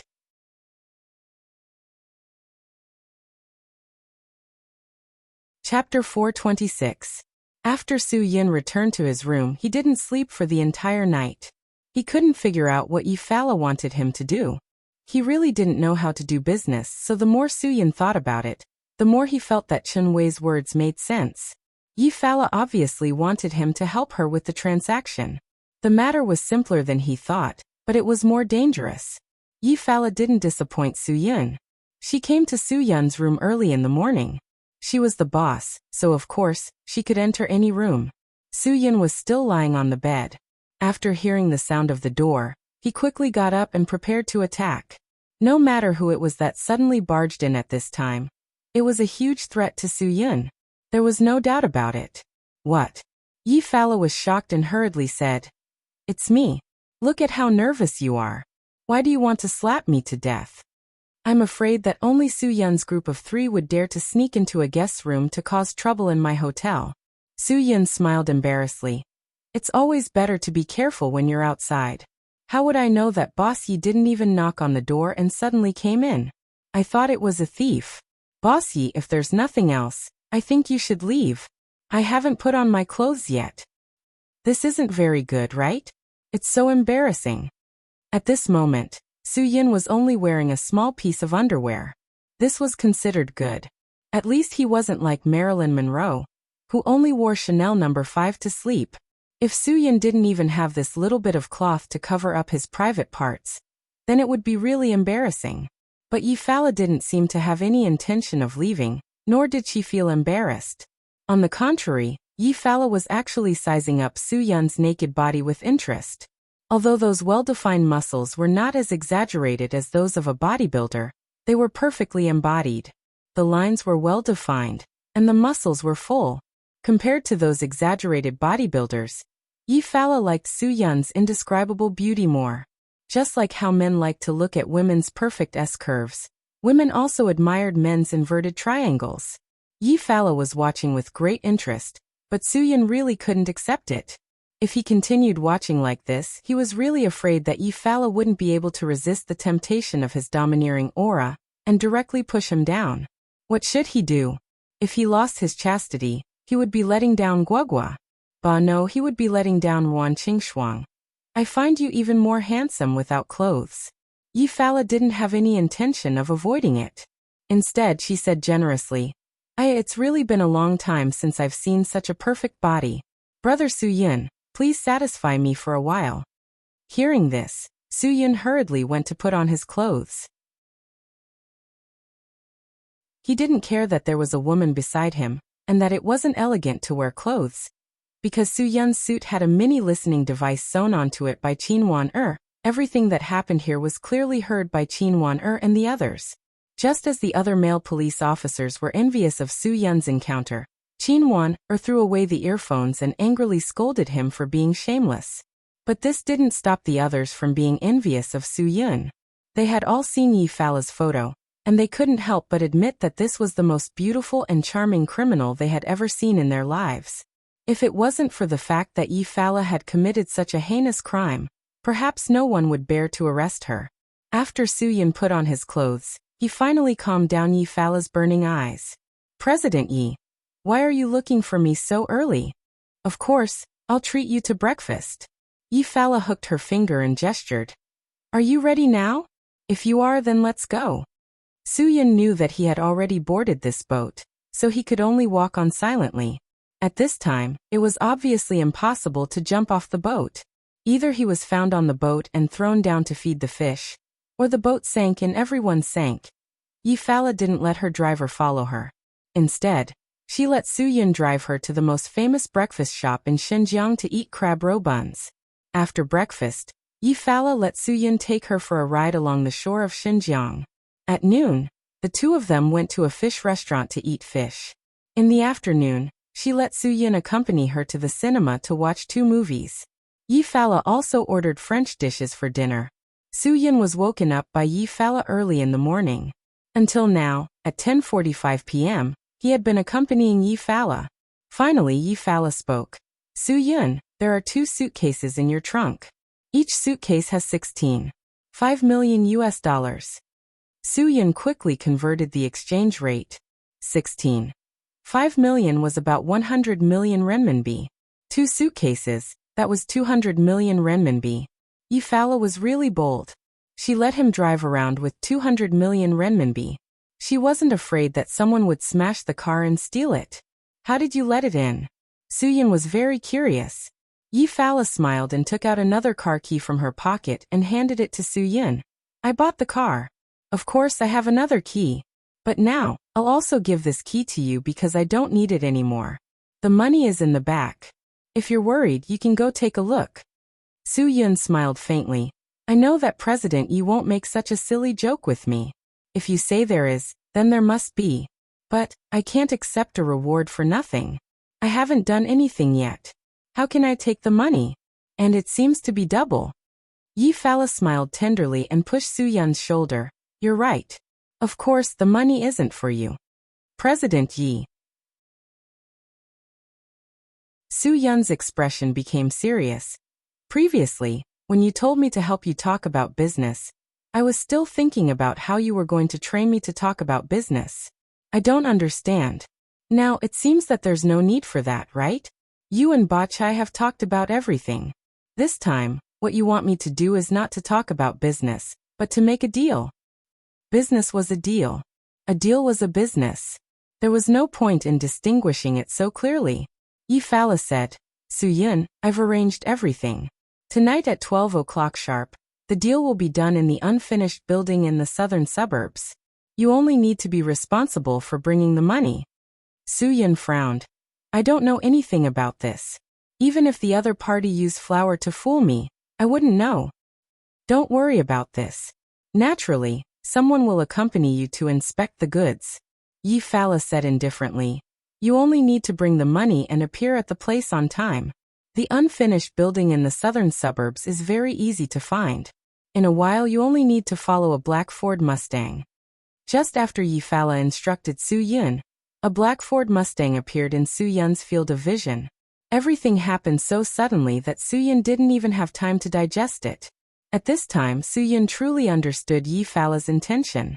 Yi-Fala had let Su-yun stay in her line of sight the whole day. This way, she could be 100% sure that Su-yun didn't come into contact with anyone during the whole process. Only then could she rest assured, and let Su-yun bring the money to do this thing. As for the black Ford Mustang, rather than saying that it was to lead the way for Su-yun, it was better to say that it was to monitor Su-yun. Yi-Fala, oh Yi-Fala, although her mouth was very beautiful and she believed in Su-yun, when it came to the real matter, she still only believed in herself. Su-yun smiled faintly. Director Yi, this move of yours is called driving a duck onto a perch. You don't even give me a chance to refuse. Hee, if I didn't misunderstand, didn't you already agree to cooperate with me yesterday? Yi-Fala's smile looked especially pure, like a little girl without the slightest bit of scheming. I trust you a lot, so I didn't tell you before. Yes, if Director Yi didn't trust me a lot, she wouldn't have suddenly given me a task. It really makes me feel overwhelmed by favor. Su-yun's words had hidden sarcasm and insinuations. How could Yi-Fala not understand? Good brother, there are some things that you should understand me. I also had no choice but to make this decision. Don't worry, after the matter is done, you will definitely benefit. Also, remember to get the goods. This is half of the money. Tell them that after I get the goods and leave safely, I will transfer the rest of the money. Su-yun frowned. It seems that you guys didn't talk very clearly about how to deal. This was always an unclear problem. They wanted the money first, I wanted the goods first. Any business would have this contradiction. This wasn't a problem. Yi Fala smiled. I trust you, you definitely won't let me down. At this time, the black Ford Mustang madly honked a few times. Yi Fala looked at the Patek Philippe watch on her wrist. It's getting late, there's still an hour left, I won't send you off. Su-Yun looked at Yi Fala, then turned back to look at the Ford Mustang that was waiting for him. In the end he made a decision, okay. For the whole day, Su-Yun didn't have a chance to communicate with Chun Wei about this matter. Things happened so suddenly, Su-Yun could only do things according to his own ideas. On the other side of the monitoring device, even if Chun Wei was furious, he couldn't let Su-Yun hear it. He couldn't go. Because everything was out of their control, they didn't even get any information about this transaction from the Shenzhen police. If they let Su-Yun go alone, it would be too dangerous. Ba Chai isn't a gentle little sheep, he's a demon that kills without blinking, a devil. Chief Chen, what should I do? I definitely can't let Su-Yun fall into danger, I have to save him. Qin Wan-er was impulsive again. Sit down. Chun Wei ordered. Do you know why Su-Yun wants me to send you back? It's because you're too impulsive. You don't care about the consequences. This kind of thing can't be solved by being impulsive. Of course, we have to protect Su-Yun's safety, but we don't know anything now. How can we act rashly? Realizing that his voice was a bit loud, Chun Wei tried to calm down. Fortunately, we installed a listening device on Su-Yun's body, so we can still know what's happening around him. Qin Wan-er was anxious. Then why didn't he say a few words to us when no one was around? Let us know how to cooperate with him.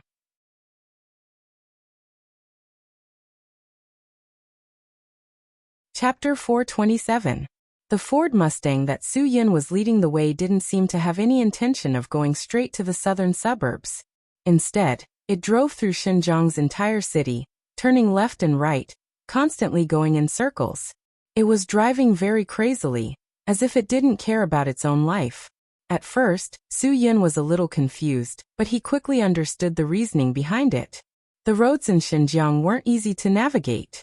It was either restricted to left turns, or it was a one-way street. The Ford Mustang's first purpose was to confuse Su-Yun, and secondly to kill time.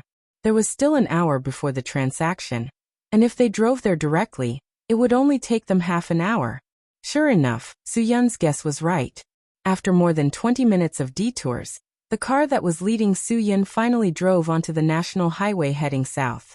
Su-Yun followed closely behind, and after driving for nearly half an hour, they finally saw an unfinished building about 50 stories high. The Ford Mustang seemed to be very familiar with the road conditions here, and it drove directly into the unfinished building. Su-Yun followed closely, and found that the unfinished building actually had a slow curved driveway that spiraled upwards. It was indeed a good place for transactions. After spiraling all the way, the Ford Mustang was halfway up the unfinished building when it suddenly turned into the building. Who would have thought that there would be such a huge platform in the middle of such an unfinished building? Dozens of cars could park horizontally on it. The person in the Mustang didn't turn off the engine, and directly opened the door and walked out, waving his hands excitedly. Su-Yun could clearly see through the car's lights. It turned out that he had seen the person leading the way before. It was that drug addict, Su Zifeng. Haha, you didn't expect this, did you? Brother, we meet again. Madman seemed to have seen an old acquaintance. When Su-Yun got out of the car, he immediately went forward to hug Su-Yun. A drug addict was definitely an organism that Su-Yun hated. Just as Madman pounced forward, Su-Yun stepped to the side and said, "Your mission is complete, so you should leave, right? Director Yi probably just asked you to lead the way for me. Since we've arrived at our destination, I won't keep you any longer." Madman grinned. If it was just to lead the way, Sister Yi wouldn't have asked me to come. Why use a butcher's knife to kill a chicken? Ha, I have another purpose for coming here. This is the first time Barchai is cooperating with us. We need to know if he is sincere and trustworthy. The purity of the goods will explain everything. I'm here to inspect the goods. Didn't Sister Yi tell you? Looks like I should have thought of this earlier. Su-Yun smiled bitterly. Yi Fala had indeed mentioned to him about inspecting the goods. He should have known that the person who could inspect the goods would definitely be a person with a huge drug addiction. Only such a person would be able to differentiate the quality of the goods. Madman smiled and said, "Brother, your driving skills are not bad. I drive so fast, but you can keep up. Aren't you afraid that you will get into a car accident? You don't have to worry about that. I believe that even if you were killed by a car, nothing would happen to me." Su-Yin didn't want to talk to Madman anymore. He looked at his watch. It was almost 12 o'clock. Why aren't Barchai and the others here yet? Madman snorted in disdain. Don't worry, they are very punctual. Just as Madman's voice fell, bursts of engine humming sounded from below the unfinished building. Su-Yin looked down. Several car lights circled around, illuminating the surrounding darkness. Soon 4 cars circled up.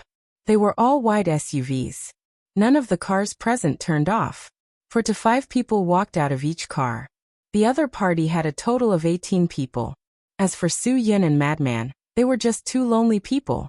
For such a shady deal, the other party actually had so many people. Su-Yin felt that they didn't come with good intentions. Who was Barchai? Madman stood in front of everyone without any reservation. He didn't seem to be intimidated by so many people at all. The leader of the black masked man clasped his hands and bowed to Su-Yin and Madman. Sawatika no. Next to the black masked man, a fair-skinned girl also clasped her hands and bowed to Su-Yin and Madman. Sawatika no. Madman was very excited. He stared at the fair-skinned girl in a daze. How could such a beautiful girl be Tai? If he couldn't keep her by his side and gave her to this black masked man, it would be a waste of God's gift. Su-Yun's face clearly showed some disgust, but it quickly disappeared. Although Su-Yun wasn't proficient in Tai, he knew a thing or two. He could speak basic words. But anyone who said Sawatika no had this ending sound in the suffix was a man. Because the women there all greeted with Sawatika, there was no ending sound in the suffix. Obviously, this fair-skinned girl used a man's way of greeting. It was obvious what kind of person she was. Ha ha ha, Sawatika Daika. Madman laughed and said with an inaccurate pronunciation that he learned from the movies, but it attracted the sarcastic laughter of the real Thais. For them, the difference between Ka and Crab was very big, but most people in Huaxia didn't know. Sawatika. Su-Yin knew that this pronunciation was inaccurate, but he still learned it from Madman. Those people also gave him a sarcastic smile. As for why Su-Yin did this, of course, there was a purpose. He hoped that these people would think that he didn't know Tai. In this way, maybe they would dare to talk openly in front of them. Maybe Su-Yin could also get some valuable information from this. Sure enough, seeing that the two didn't know Tai, the black masked man's expression relaxed a little. He turned to the fair-skinned Yao Er and said, "Looks like the other party is quite assured. They sent 2 people, but none of them can speak Tai." The fair-skinned Yao Er glared at the black masked man and said in Tai, "Don't talk so much nonsense. Be careful of the other party's suspicion." Su-Yin heard everything, but he pretended to be at a loss. Madman couldn't help but frown. He said to the other party without any trace of politeness, "What are you talking about? I'm warning you, this is the mainland, Xinjiang, not your golden triangle. If you want to play any tricks, don't blame us for being rude. We've talked about everything, so there shouldn't be any more secrets, right? Sorry, he just said to me that you look very sincere." The fair-skinned Yao Er smiled and said to Madman, "I told him that you guys in Huaxia are really handsome." Madman laughed heartily when he heard this. He didn't doubt Su-Yin at all. Su-Yin was speechless at this idiot. Su-Yin went straight to the point. "We want to know where Mr. Barchai is." "Your boss Miss Yi didn't come." The black masked man asked back. "Let our men do this. They've already talked about it. What do you think?" "Yes, of course." Madman said indifferently. "Where's the goods? Let me check." The black masked man grinned. "Where's the money?" Su-Yin didn't say anything. He opened the trunk of the car and took out 2 large suitcases. One in each hand, he carried them to the dark-faced man. Madman cooperated and helped Su-Yin pick up one of the suitcases. Su-Yin opened the suitcase, revealing neat rows of US dollars. They were all brand new and undamaged. 50% of the payment, a total of 33 million US dollars. "Can we see the goods now?" Su-Yin said lightly. The black-masked man waved his hand and several people behind him came forward to take the money. Soo-Yun didn't say anything. He closed the suitcase and quickly stepped back. "Where's the goods?" Soo-Yun insisted. Madman also became nervous. He stared coldly at the black-masked man. "Brother, don't tell me you don't know the rules? One hand for the money, one hand for the goods. You don't need me to say this, do you? The goods haven't been checked yet, and you want the money in our hands. I think you're crazy for money. Your rules are yours, our rules are ours." The fair-skinned Yao said, "The first time you work with our boss, you have to pay 50% in cash. We can't bring so many goods to the mainland. That's no different from looking for death. Once we get the money, our boss will naturally inform your boss when to pick up the goods. At that time, bring the other 50% in cash. One hand for the money, one hand for the goods." Madman spat. "Are you F***king crazy? I think you're here to take the money, right? You can't even see the shadow of the goods, and you want us to pay? What a joke. Go back and tell Barchai, if you want the money, then prepare the goods for me." The black-masked man's face turned even darker. "Looks like Miss Yi didn't explain clearly to you. Our rules are very clear. If you want to fool us, I'm afraid it won't be that easy. We must take the money away today."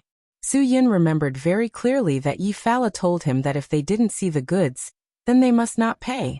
And now, the other party didn't even bring the goods. Wasn't Yi Fala giving him a difficult problem?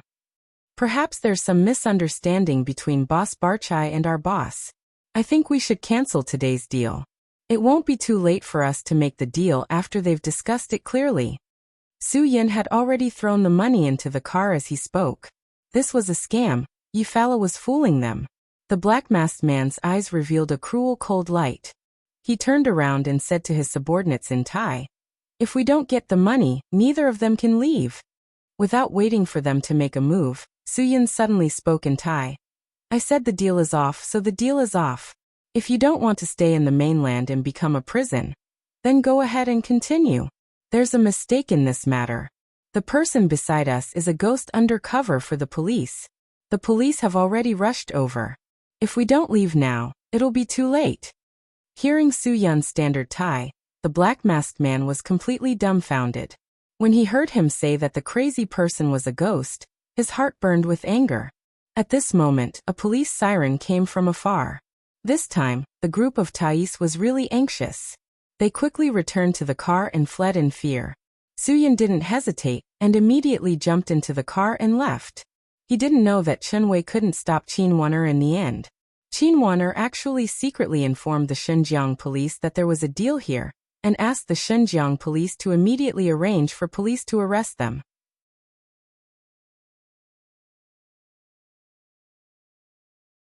Chapter 428.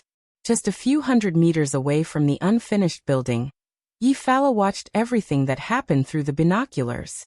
She didn't expect the sudden chaos.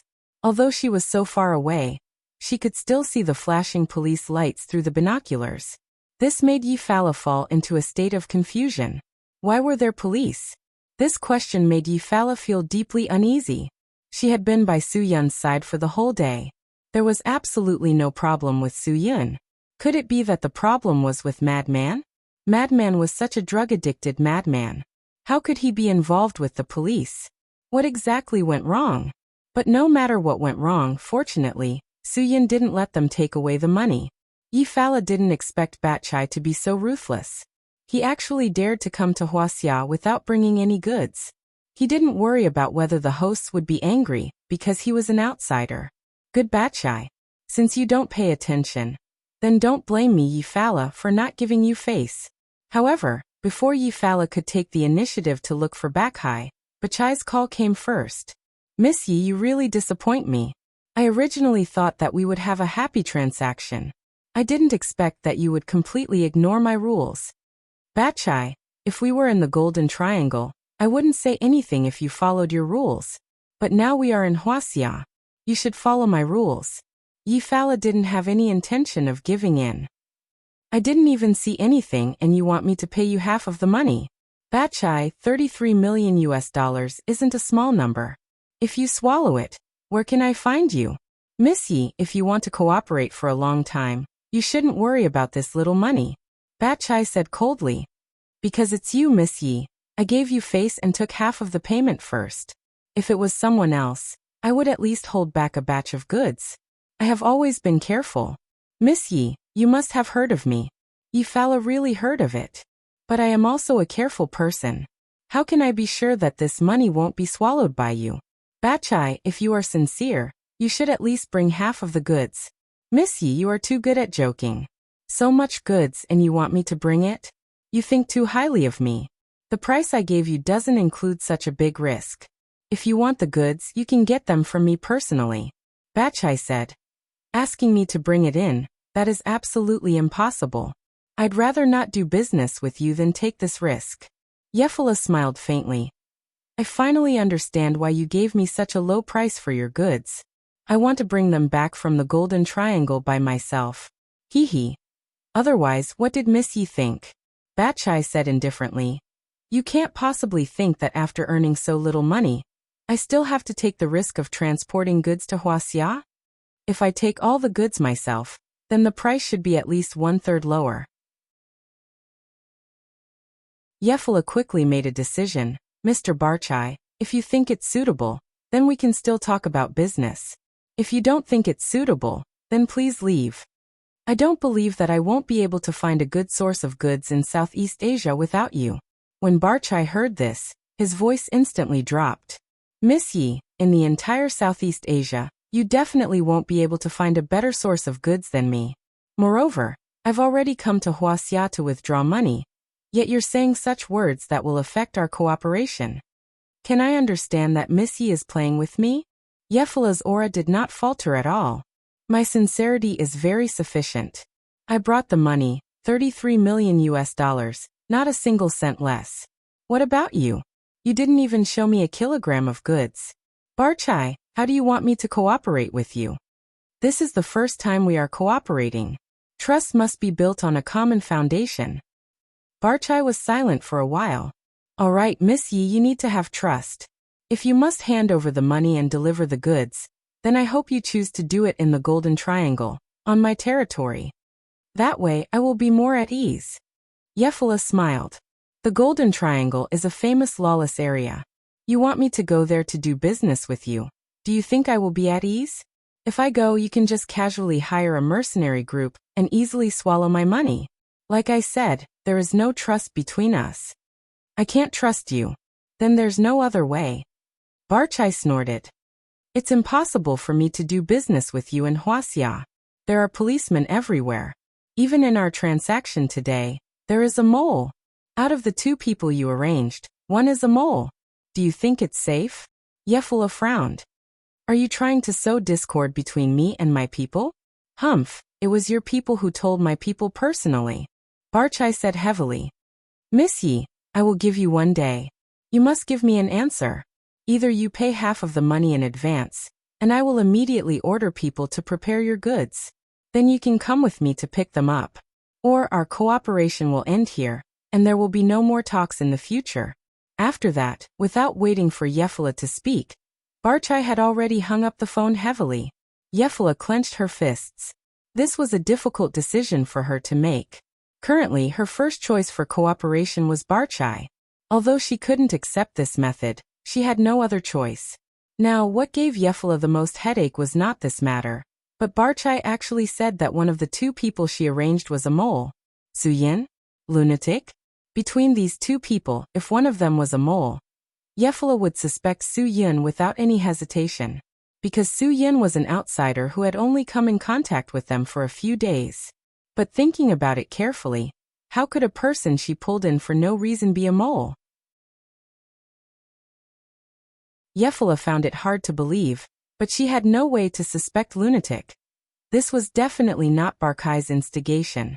If there was no mole, why would the police suddenly appear and disrupt their transaction? When Suyin carried the 2 boxes of US dollars in front of Yefala, Yefala took out a pistol from behind Suyin and unceremoniously pointed it at the back of Suyin's head. Suyin, I don't want to suspect you, but I hope you can explain to me why the police are here. Suyin sneered. Looks like my choice today was wrong. I really should have taken this money and left.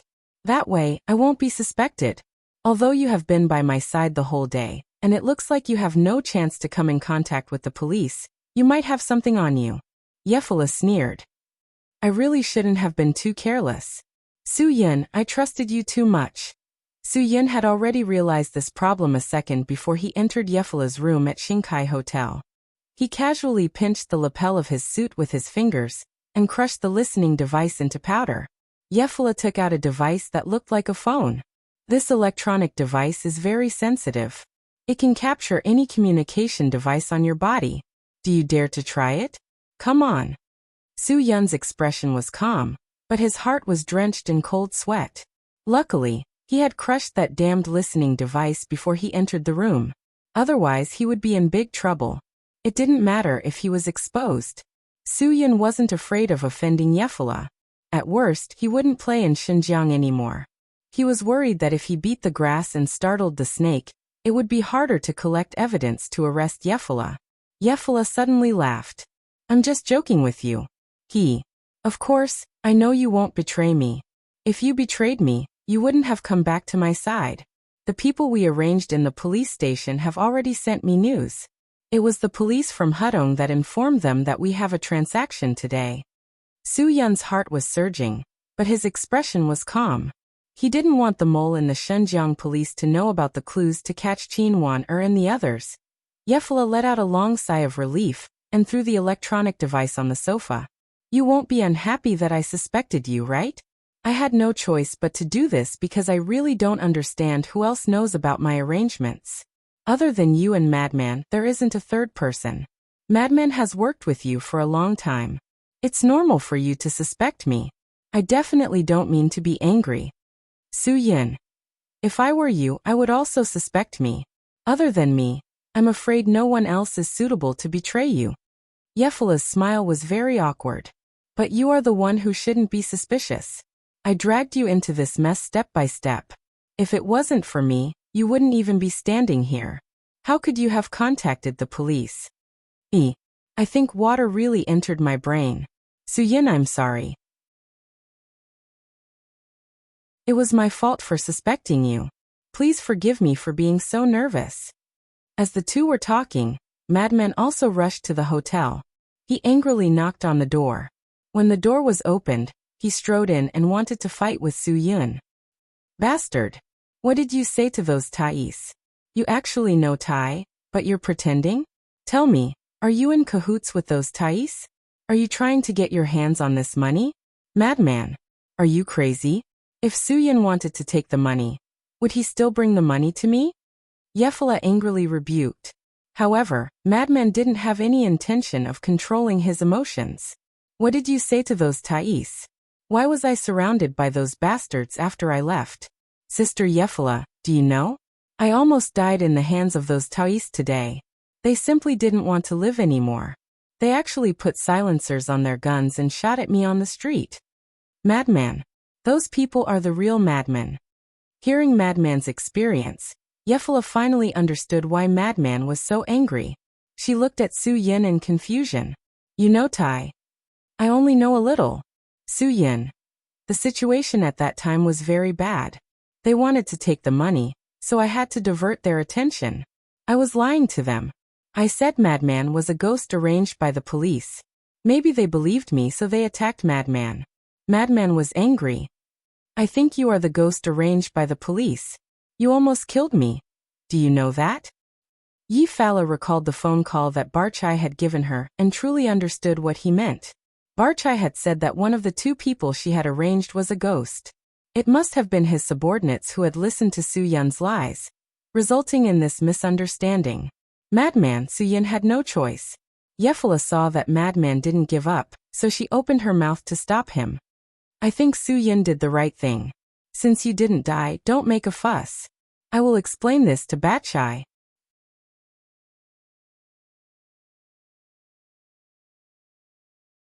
Chapter 429.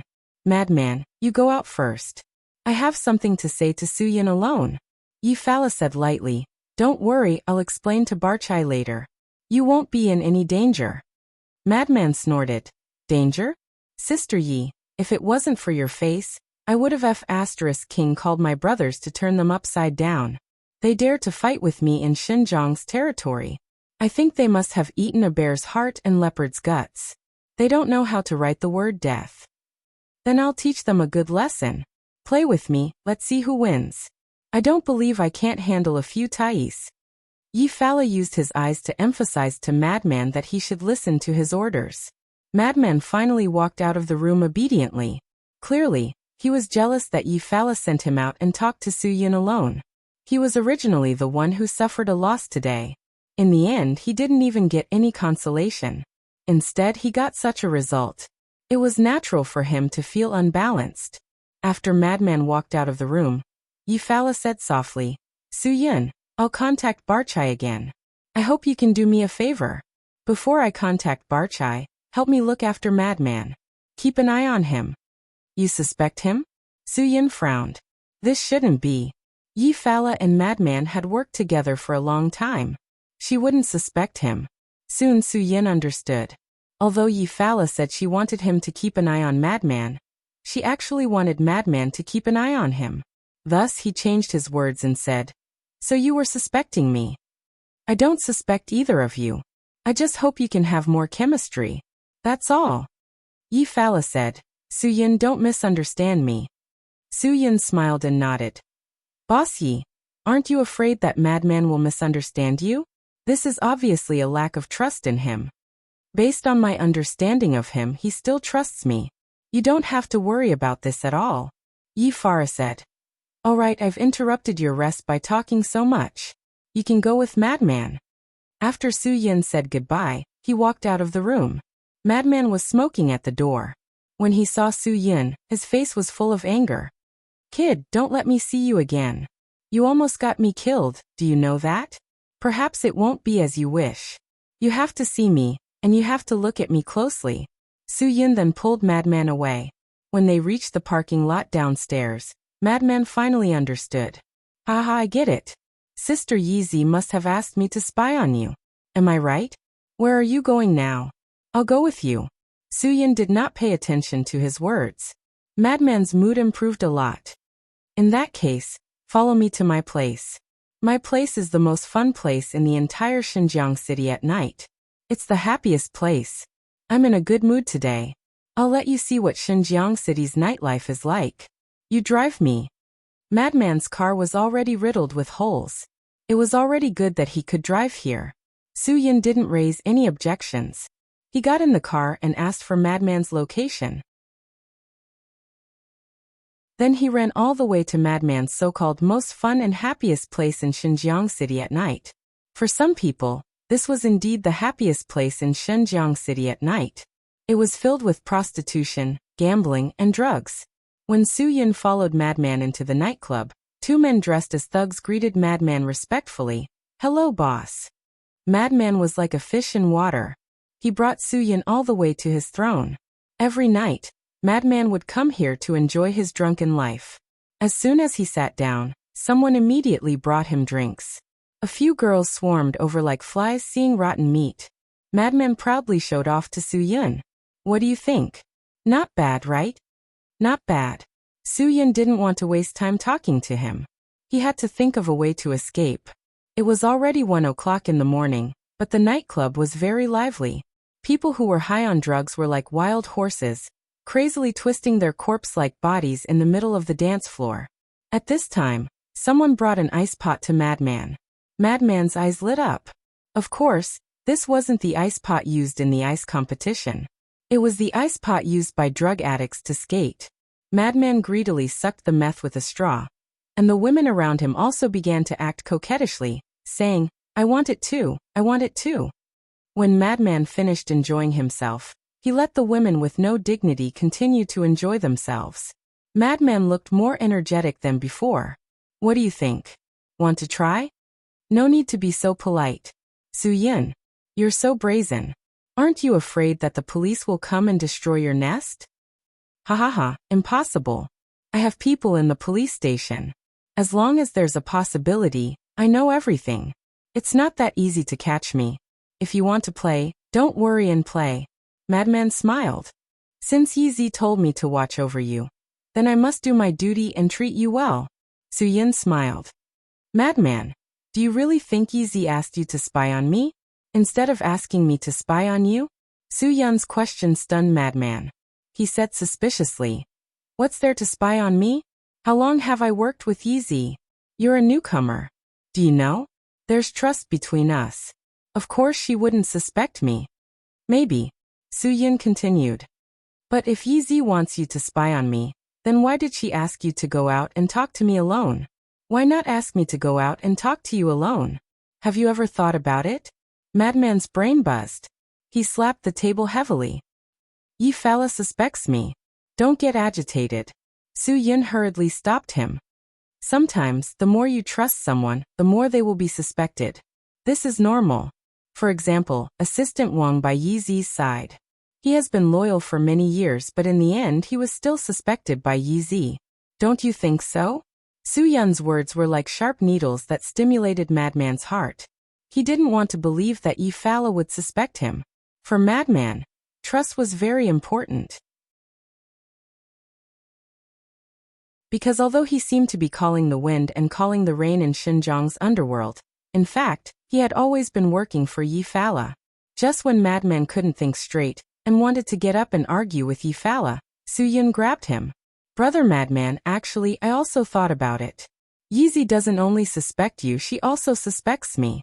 She asked us to be together, to put it bluntly, to spy on each other. This feeling makes me very uncomfortable. We are all sincerely working for her, but we can't even exchange this bit of trust.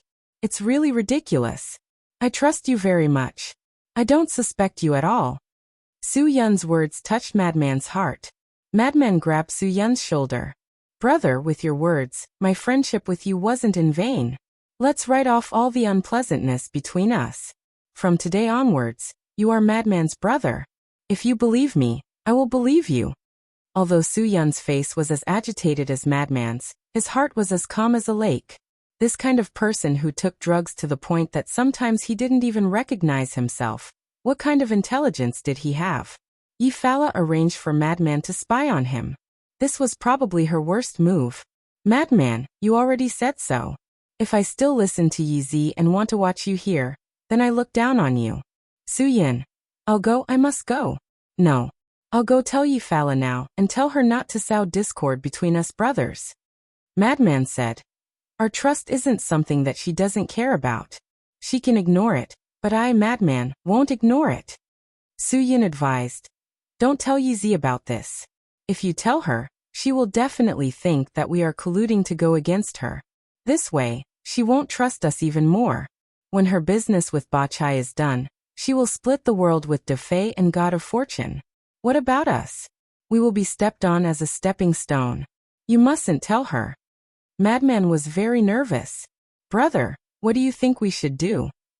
As long as we settle the deal for her, she will naturally know whether we are trustworthy or not. Suyun, what do you think? Since we can't put ourselves in her shoes, then we will use practical actions to tell her that we are loyal to her. I think this way, she will definitely understand that she has wronged us. At that time, she will split the world with us. What are De Fei and God of Fortune? What do you think? Right. What you said is too good. When Madman heard that they could split the world in three, he naturally nodded his head vigorously. Suyun didn't expect Madman to be so easy to control. He was like a puppet. Whoever could hold the strings in their hands could control him. Madman, I am a little tired. I will find a place to rest first. I will come find you tomorrow morning. Before the deal is done, we should let Yizi think that we are together. Brother, you arrange it.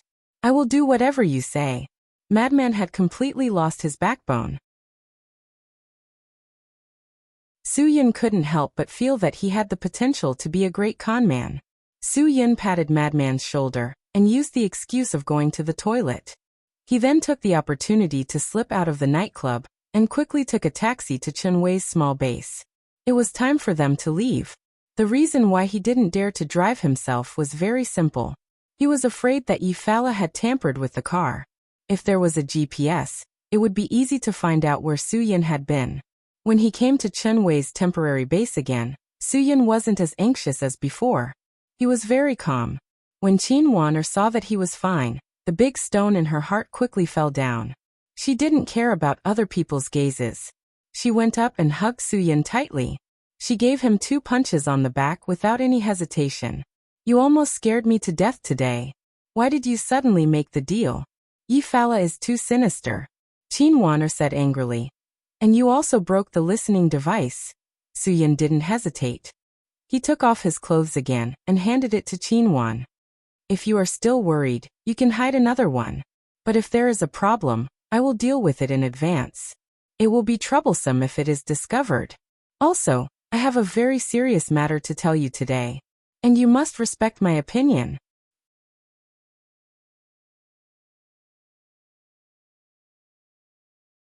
Chapter 430.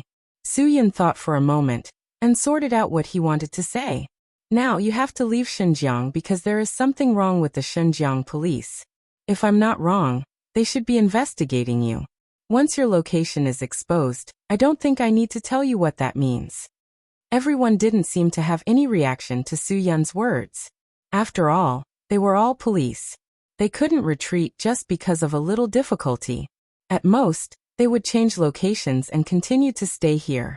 If they didn't find evidence of Yi Fara and Barkai's crime, they wouldn't be willing to leave. This matter was very significant. Okay, I know you are not afraid of being exposed, nor are you afraid of facing criminals directly. But what I want to say is that you will never be able to catch the deal between Yi Fara and Barchai in Xinjiang, because Barchai didn't intend to do the deal in the mainland. He only came to Xinjiang to collect money. If Yi Fara wanted the goods, he would have to go to the Golden Triangle to get it himself. Su-Yun. So, you won't have the chance to catch them red-handed unless you go to the Golden Triangle. Chief Chen, don't tell me you don't understand? Chen Wei fell into deep thought. Indeed, if they didn't have the chance to catch them red-handed, they would be wasting their time waiting here. He didn't expect Barchai to be so careful.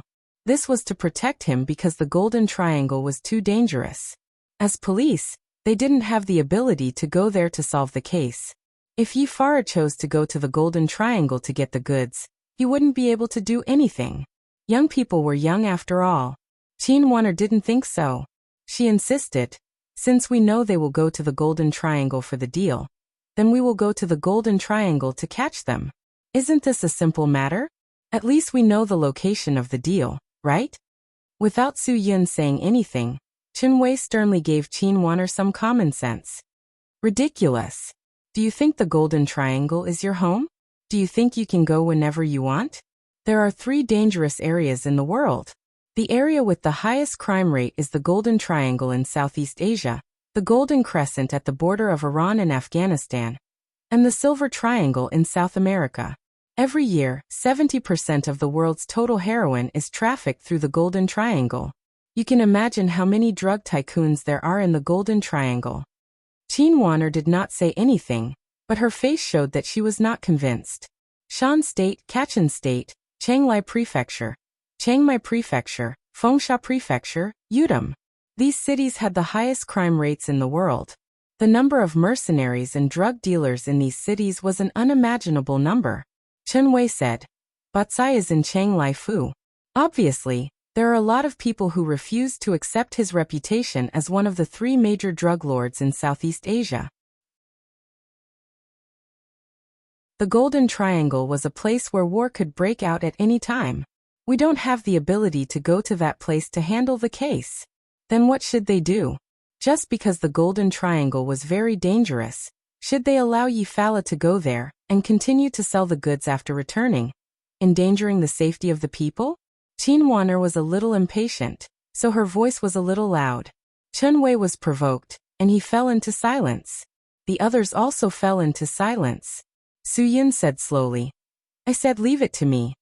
I have the right to deal with it in my own way. Sometimes, I might be able to do things that you can't do.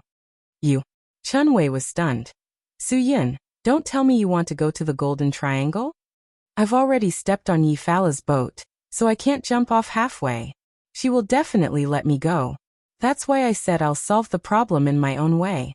Su-Yun, maybe you think that arresting them will solve the problem at the root, but I think that arresting them won't solve the problem completely. If you want to cure the root, you have to destroy their nest. Chen Wei's forehead was covered in cold sweat after hearing Su Yun's words. He didn't even dare to think about Su Yun's idea. Qin Wan'er's eyes widened. What are you going to do? You guys are no match for the mercenaries. Su Yun smiled. I will make Yi Fala admit everything personally. When they make the deal, I will also try my best to get evidence. I just need to promise you that I will do it well. As for what I will do, I don't need to explain it to you, right? Qin Wan'er frowned. Su Yun, you can't mess around. Didn't you hear what Chief Chen said? Not everyone can go to the Golden Triangle. Even we. You. How can you do it alone? If I tell you that I have been to places scarier than the Golden Triangle, would you believe me? Su Yun's smile was thought-provoking. Of course I won't do it alone, but I need my own team, not yours. Chen Wei saw something unusual in Su Yun's smile. He didn't doubt that the young man in front of him had been through a storm of bullets. Qin Wan'er had some understanding of Su Yun. Although she didn't know what kind of person Su Yun was, she knew that he was definitely not an ordinary person. She had never seen Su Yun's gaze before. That's all I want to say. I hope you can leave as soon as possible before the mole in Xinjiang finds you. Su Yun's tone was commanding. His words were unquestionable. Ever since he left the Dragon Fury team, Su Yun hadn't spoken to anyone like this for a long time. Everyone in the room fixed their eyes on Chen Wei again, waiting for his order. Chen Wei had always been a decisive person, but this time he really hesitated. His hesitation wasn't because he didn't trust Su Yun, but because he was hesitating whether he was running away. After all, he was a police officer. These things were what he should do, not Su Yun. Why are you doing this? Chen Wei suddenly said, You don't have the obligation to do this. Su Yun smiled. You're not the only one who has the obligation to do this. I have it too. Chen Wei was stunned for a moment. He felt a familiar aura from Su Yun's body. This aura was also present on the Azure Dragon and Silver Dragon that were assigned to help him deal with the Scarlet Scorpion incident. Chen Wei was 100% sure that it was this aura. He couldn't be wrong. Who was Su Yun? Although Chen Wei was very curious, he didn't ask in the end. If Su Yun was really the kind of person with a secret identity, he had no right to ask. I trust you. Don't worry, we'll pack up and leave Xinjiang tonight. Chen Wei made a prompt decision. I'm not leaving. Qin Wan'er started to throw a tantrum. Su Yun frowned. Are you crazy? Your leader has already spoken and you don't want to listen? Do you understand that you have to obey orders? Qin Wan'er rolled her eyes at Su Yun. Obeying orders is a soldier's duty, not mine. I'm a police officer. I have the ability to make my own decisions. As long as you're still involved in this matter, I won't leave. I have to complete this matter with you. Otherwise, I won't feel at ease. If you stay, you'll only be a hindrance to me. You'll only distract me. You'll only make me worry. Are you trying to complete this matter with me? You're just dragging me down. Su Yun's tone was very harsh on Qin Wan'er. Can't you think for others? Qin Wan'er, don't act up. Hurry up and leave with Chief Chen. You're the one who's acting up. I said I'm not leaving, so I'm not leaving. Qin Wan'er insisted. How can I not think for others? I'm thinking for you, so I have to stay. This is such a dangerous matter. If you need someone to help you, and there's no one to help you, what will you do? If something happens to you, how can I explain it to Sister Frost and Guagua? Why don't you think for me? Su Yun understood Qin Wan'er, but he couldn't let her get involved. He unexpectedly hugged Qin Wan'er and said, I'm sorry. I shouldn't be so selfish. But you have to believe me. Someone will help me. You don't have to worry about that. Being hugged by Su Yun, Qin Wan'er felt warm in her heart. When she wanted to explain her thoughts to Su Yun, she felt a numbing pain on the back of her neck. Her vision turned black and she lost consciousness. Su Yun knocked Qin Wan'er out and handed her over to Chen Wei. Chief Chen, I'll leave everything to you. I know that it's meaningless for me to say more, so I can only do this. When we arrive at Hudong, take her to the Medicinal Cuisine Hotel. Someone will help me look after her. Thank you very much. Chen Wei didn't know how to answer. He could only sigh. The person who should say thank you should be me. Su-Yun smiled and waved his hand to leave the remote small hotel. He quickly took a taxi and left. After Su-Yun left, Chun-Wei immediately ordered his subordinates to quickly pack up and evacuate as fast as possible. They didn't take the highway on their way back. Instead, they left Xinjiang City through the small roads in the countryside. Since Su-Yun said that the mole in Xinjiang City had already started to track them down, if they took the highway, they might be stopped because of the license plate. Su-Yun returned to the entrance of Madman's nightclub. He directly went to the car and opened the door. Tonight he could only make do in the car. He believed that Yi Fala would definitely give them an explanation tomorrow. She wouldn't break off the negotiation with Bataille because of such a small matter. Madman spent the night in a drunken stupor. He didn't know where Su-Yun went at night. The next morning, when he saw Su-Yun sleeping in the car, he thought that Su-Yun hadn't left. Su-Yun saw Madman standing outside the car window with dark circles under his eyes. He opened the car door and said, "You're awake? Brother, you're not going to sleep here tonight, are you?" Madman exclaimed, "Brother, you should have said so earlier. I would have arranged a place for you to stay. How can you sleep in this car?" "Even if you arranged it, I won't go," Su-Yun said faintly. "Boss, he asked us to stay together. Did you forget?" Madman slapped his forehead. "Oh brother, I really forgot about this. Then you'll stay with me today? Boss, you should be looking for us soon." Su-Yun smiled. After he said this, his phone suddenly rang. He picked up the phone and raised his eyebrows slightly. "Speak of the devil."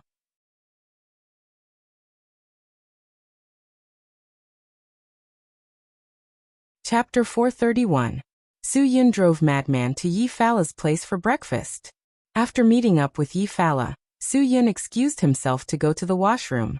He knew that Yi Fala needed a chance to be alone with Madman. Su-Yun was also willing to give them this chance. Only with this chance could he prove his innocence. Seeing Su-Yun go to the washroom, Yi Fala went straight to the point. "Madman, were you with Su-Yun the whole night yesterday? Has he ever asked to leave by himself?" Madman's face turned ugly. "Sister Yi, what do you mean? Why does it sound so unpleasant to my ears? Didn't you ask him to be with me? Of course, he's always been with me. If you suspect me, you can tell me directly. Isn't it a bit too much to have someone spy on me?" "What nonsense are you talking about?" Yi Fala said sternly. "I monitor you?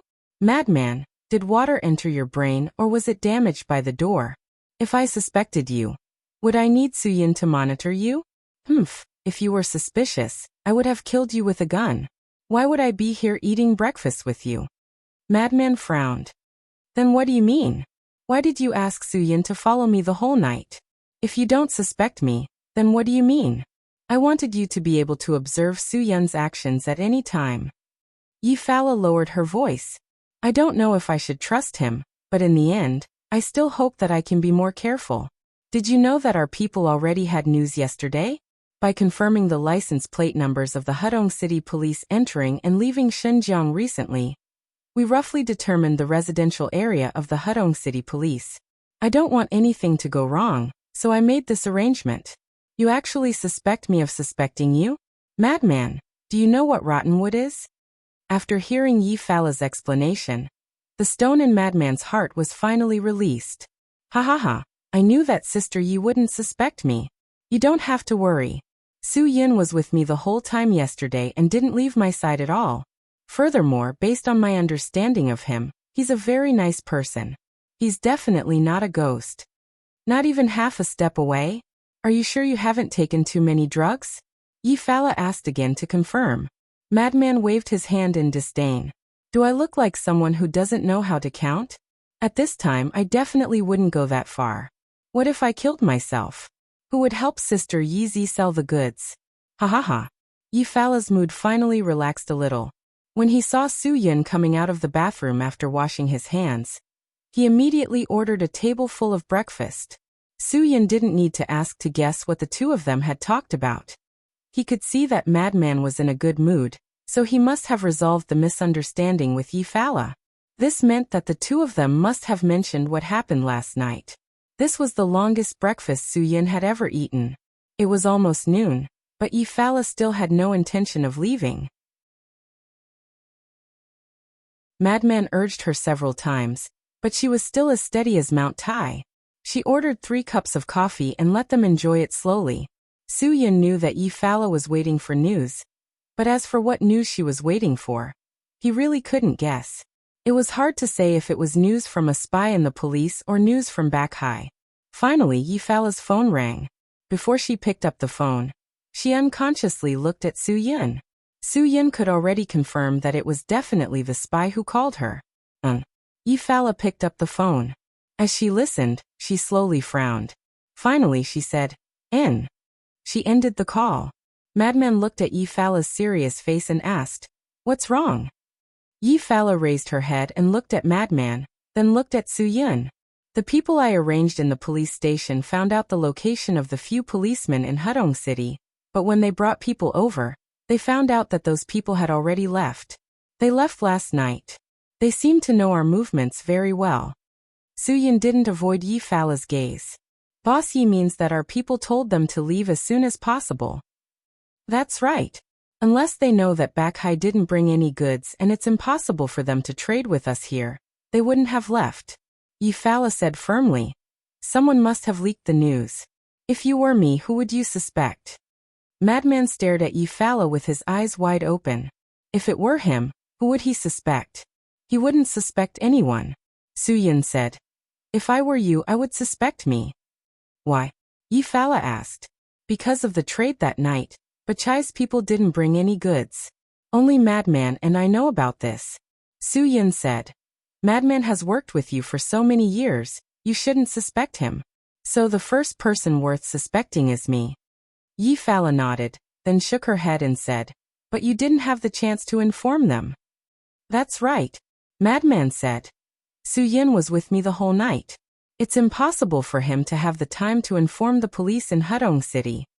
"Sister Yi, there must be a misunderstanding. You have to figure it out." "I won't suspect you, because I think there's someone else who knows about this." Yi Fala said, "The person who helped me pull the strings with back high was Defei, so I think Defei should know about Bachai's rules. But why didn't Defei tell me about the importance of this rule to back high?" Madman was stunned.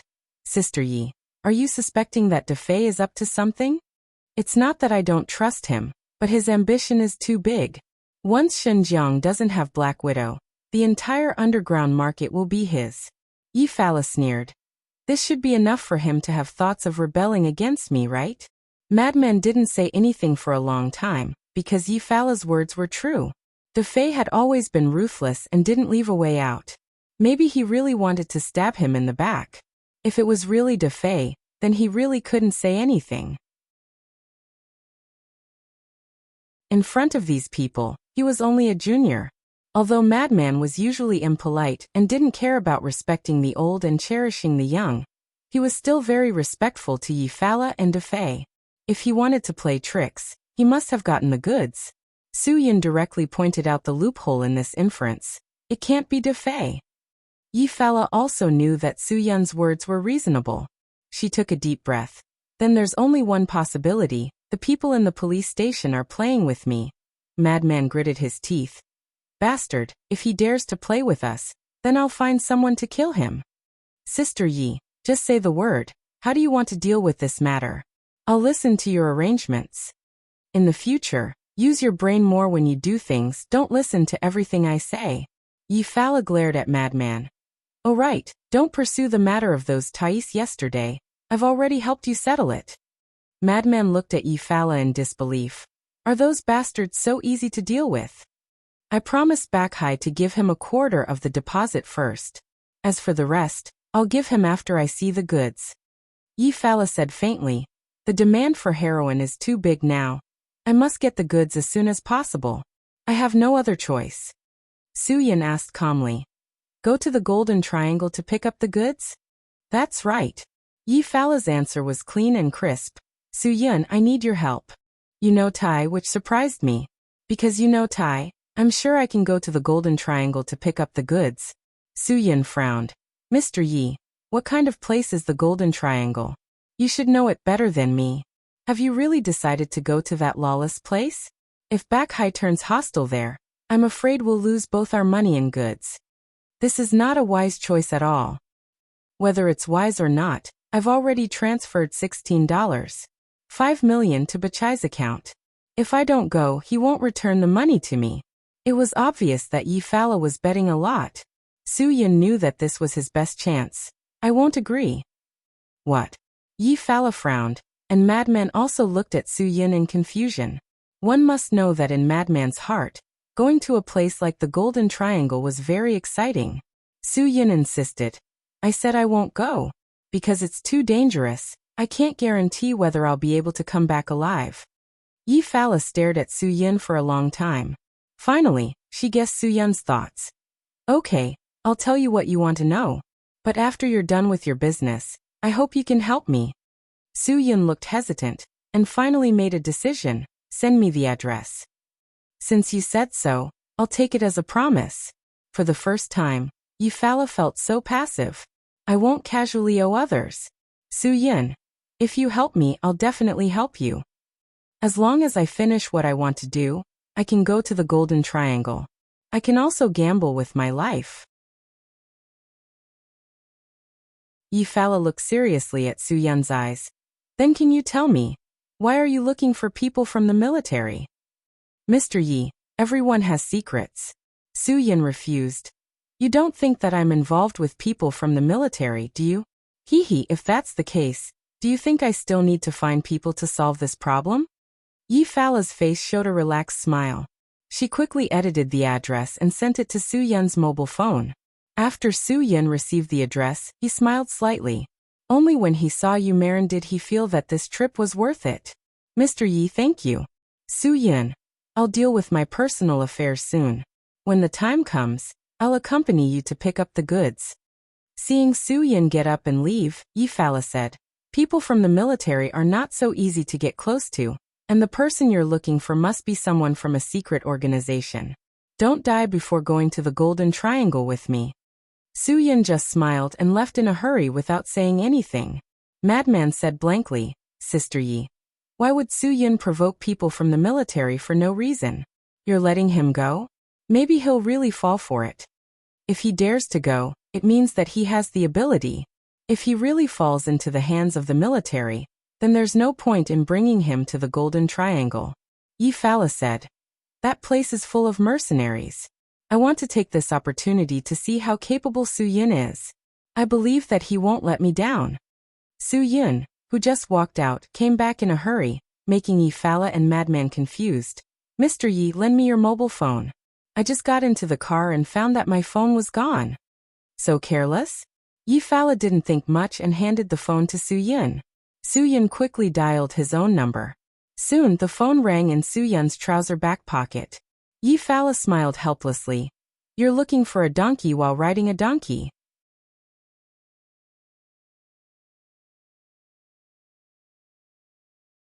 Chapter 432. After getting the address of Yumarin's hotel from Yi Fala, Su-Yun didn't think too much about how Yi Fala got it, and immediately rushed to the destination. This hotel should be the most remote high-end hotel in Xinjiang City. As for why they chose this place, it wasn't something that anyone could understand. After driving to the destination, Su-Yun didn't even enter the hotel before he was stopped by the security guard at the door. Sorry sir, the hotel is full. Please choose another place. I was invited here. Su-Yun's expression didn't change and his heart didn't skip a beat. Didn't your leader tell you?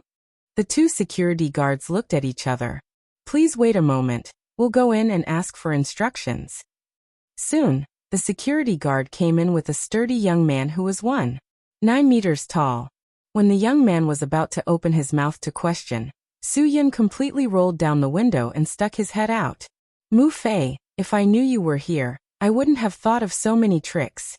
The sturdy young man's face instantly showed a surprised expression. Then he was completely stunned. Leader Yan, why are you here? Su-Yun and Mu Fei were familiar enough because Mu Fei was mainly responsible for the logistics of Yumarin's medical team in the Dragon Brigade. With the iron relationship between Su-Yun and Yumarin, it could be said that the entire Dragon Brigade knew about it. In private, there were rumors that the captain and instructor of the Dragon Fury team, Yanlong and Yumarin, were dating again.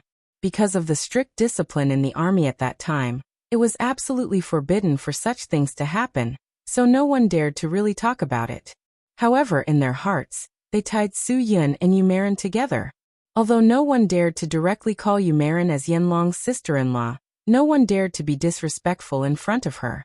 In their hearts, they all respected her as Yanlong's woman. Of course I'm here for something. Su Yun smiled. Looking for someone. Mu Fei's face showed a burst of embarrassment.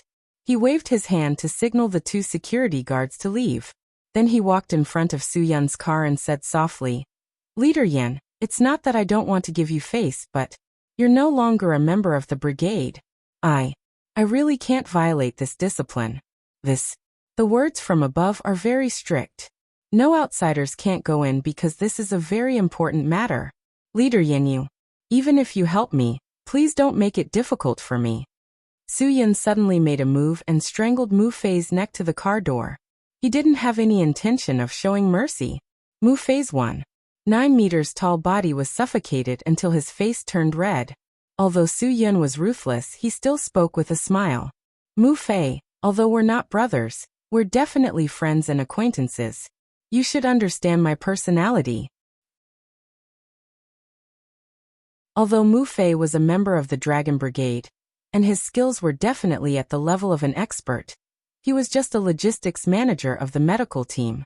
In front of a special forces instructor like Su Yun, he was still a material that couldn't withstand a single blow. Therefore, he could only desperately nod as a reply. "You know that I always do what I say. Hee, if you don't let me in now, I'll force my way in." "Su Yun, even if it's you, I won't show any mercy." Mu Fei's flushed face was filled with helplessness, but he still didn't let go. Even if Su Yun was strangling him to the point that he couldn't breathe and couldn't shout, he still didn't let Su Yun in. Su Yun continued, "But if you let me in, I promise that I won't let anyone discover me. I'll only say a few words to you, Marin, and then leave. I'll give you two choices. You can choose. Remember, I'll do what I say." After he finished speaking, Su Yun directly let go of Mu Fei. Mu Fei greedily took in large mouthfuls of fresh air. This Captain Yanlong's temper was exactly the same as before. After leaving the army for so long, he hadn't changed at all. "Leader Yan, you really know how to make things difficult for me. You've already said so much. How can I choose? Since you've promised that you won't let anyone discover you, you'll only say a few words to doctor you and then leave. How can I not let you in?" Mu Fei helplessly shook his head. "For the sake of our friendship for so many years, I'll open the back door for you. But don't let anyone see you. Otherwise, I'll definitely be punished."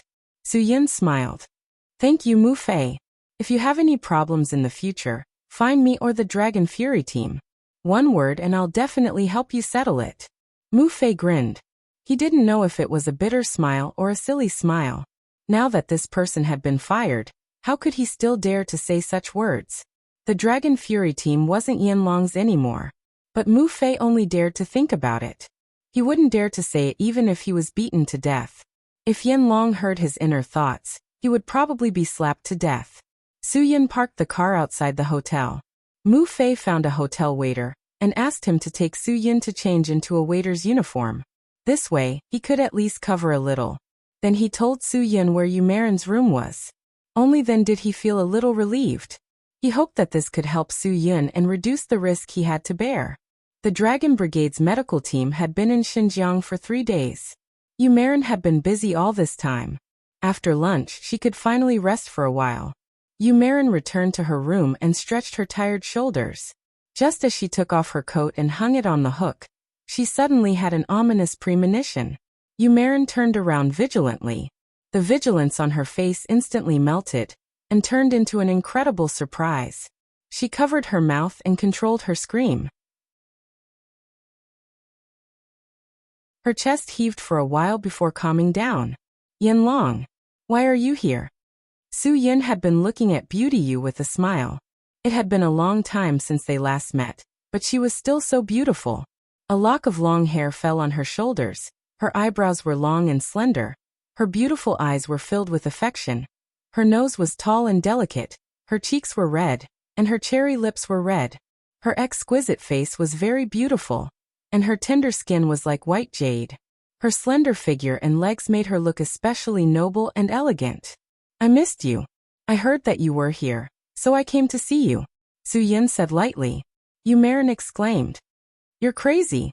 After that, she quickly walked to the door and locked it. You're no longer a member of the brigade. You're taking a risk by suddenly coming here. You're a person who affects state secrets. The guards have the right to shoot you dead. Aren't you afraid of death? Su-yin smiled even more brightly. If the guards can shoot me, then I don't need to stay in the police force anymore. I'm wearing a waiter's uniform. Even if someone sees me, I can pretend to be a waiter. How did you get in? Mu Fei knows you at the door. Even if you're dressed as a waiter, he can't not recognize you. Yu Marin was a little confused. He took me to change these clothes. Of course he knows me, Su-yin said proudly. After all, I've been in the Dragon Brigade for so many years. If Mu Fei doesn't give me face, how can he not feel embarrassed? Yu Marin was angry and helpless, but she was still very excited and happy to see Su-yin. You really came to see me? Nothing else? Nothing. Su-yin smiled awkwardly. Yu Marin knew that he wouldn't visit without a reason. You don't want to tell the truth, right? Don't think that I don't know. I heard from Qinglong that you own a big hotel in Hudong City of Jiangbei Province, and are happily being the boss. Hudong City is about 1,000 kilometers from Xinjiang, right? You came to see me on the way? Su-yin shrugged. Well, I know that I can't hide anything from you, but I really wanted to see you, and not just because of something. With Su-yin's words, Yu Marin was already satisfied. What happened to you in Eastern Europe? You were trapped for so long. Su-yin said worriedly. When I found out about this, I really wanted to go. But I know Wang Yi. He won't let me go. Fortunately, they all went. Otherwise, I wouldn't be at ease. Yu Marin said softly. I'm fine. Although things are a little dangerous, I always believe that I will be fine. Because I know that I have the Dragon Fury team to protect me. Even if I encounter great danger, I believe that I will be fine. Because you guys are protecting me. And he is blessing me in heaven. Su-yin knew that Yu Marin was thinking of her brother. Well, let's not talk about it. It's all in the past. Yu Marin quickly stopped reminiscing. She was worried that her discomfort would trigger Su-yin's inner demon. Come, let me see your recent physical condition. As she spoke, Yu Marin pulled Su-yin's hand in front of her, and gently checked his pulse. Yu Marin was even more shocked. Logically speaking, after Su-yin left the Dragon Brigade, his main task was to recuperate and clear his inner demon, so it was impossible for him to have any breakthroughs in his cultivation. But now it was not the case. Yu Marin could clearly feel the true qi in Su-yin's meridians. Only a supermaster could have the true qi to protect the body. You broke through? Yu Marin was so shocked that her jaw could not close. How is this possible? Su-yin, how did you do it? In such a short time. How did you break through? And even though your inner demon broke out, it was not completely cleared before the inner demon was cleared. How did you break through, my God? How did you do it? Did you eat something? Su-yin shrugged. I didn't just break through. I should be able to reach the 3rd stage of a supermaster now. I'm not joking, it's true. The more Su-yin said this, the more Yu Marin felt that it was inconceivable. How did you do it? Impossible. Su-yin, you're not joking with me, right? Did you come to find me this time because of this? That's right, I came to find you this time because of this. Do you still remember the ancient legend you told me? Su-yin said. You said that there used to be a special race. Their bodies had special components that could magically make the people around them advance by leaps and bounds in terms of mental state cultivation.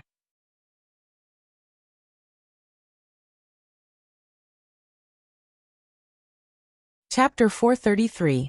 Su-yin could guess from Yu Marin's expression that the legend she was talking about was definitely not just a legend. It was definitely a real history.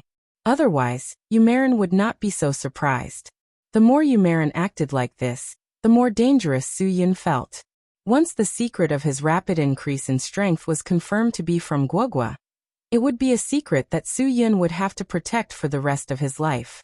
If this secret was leaked out, it was imaginable how much chaos it would cause in the underground world. Now Suyin finally understood why Green Ghost wanted to find Guagua no matter what. Can you tell me about the Zikijoa tribe? Suyin had a lot of doubts in his heart.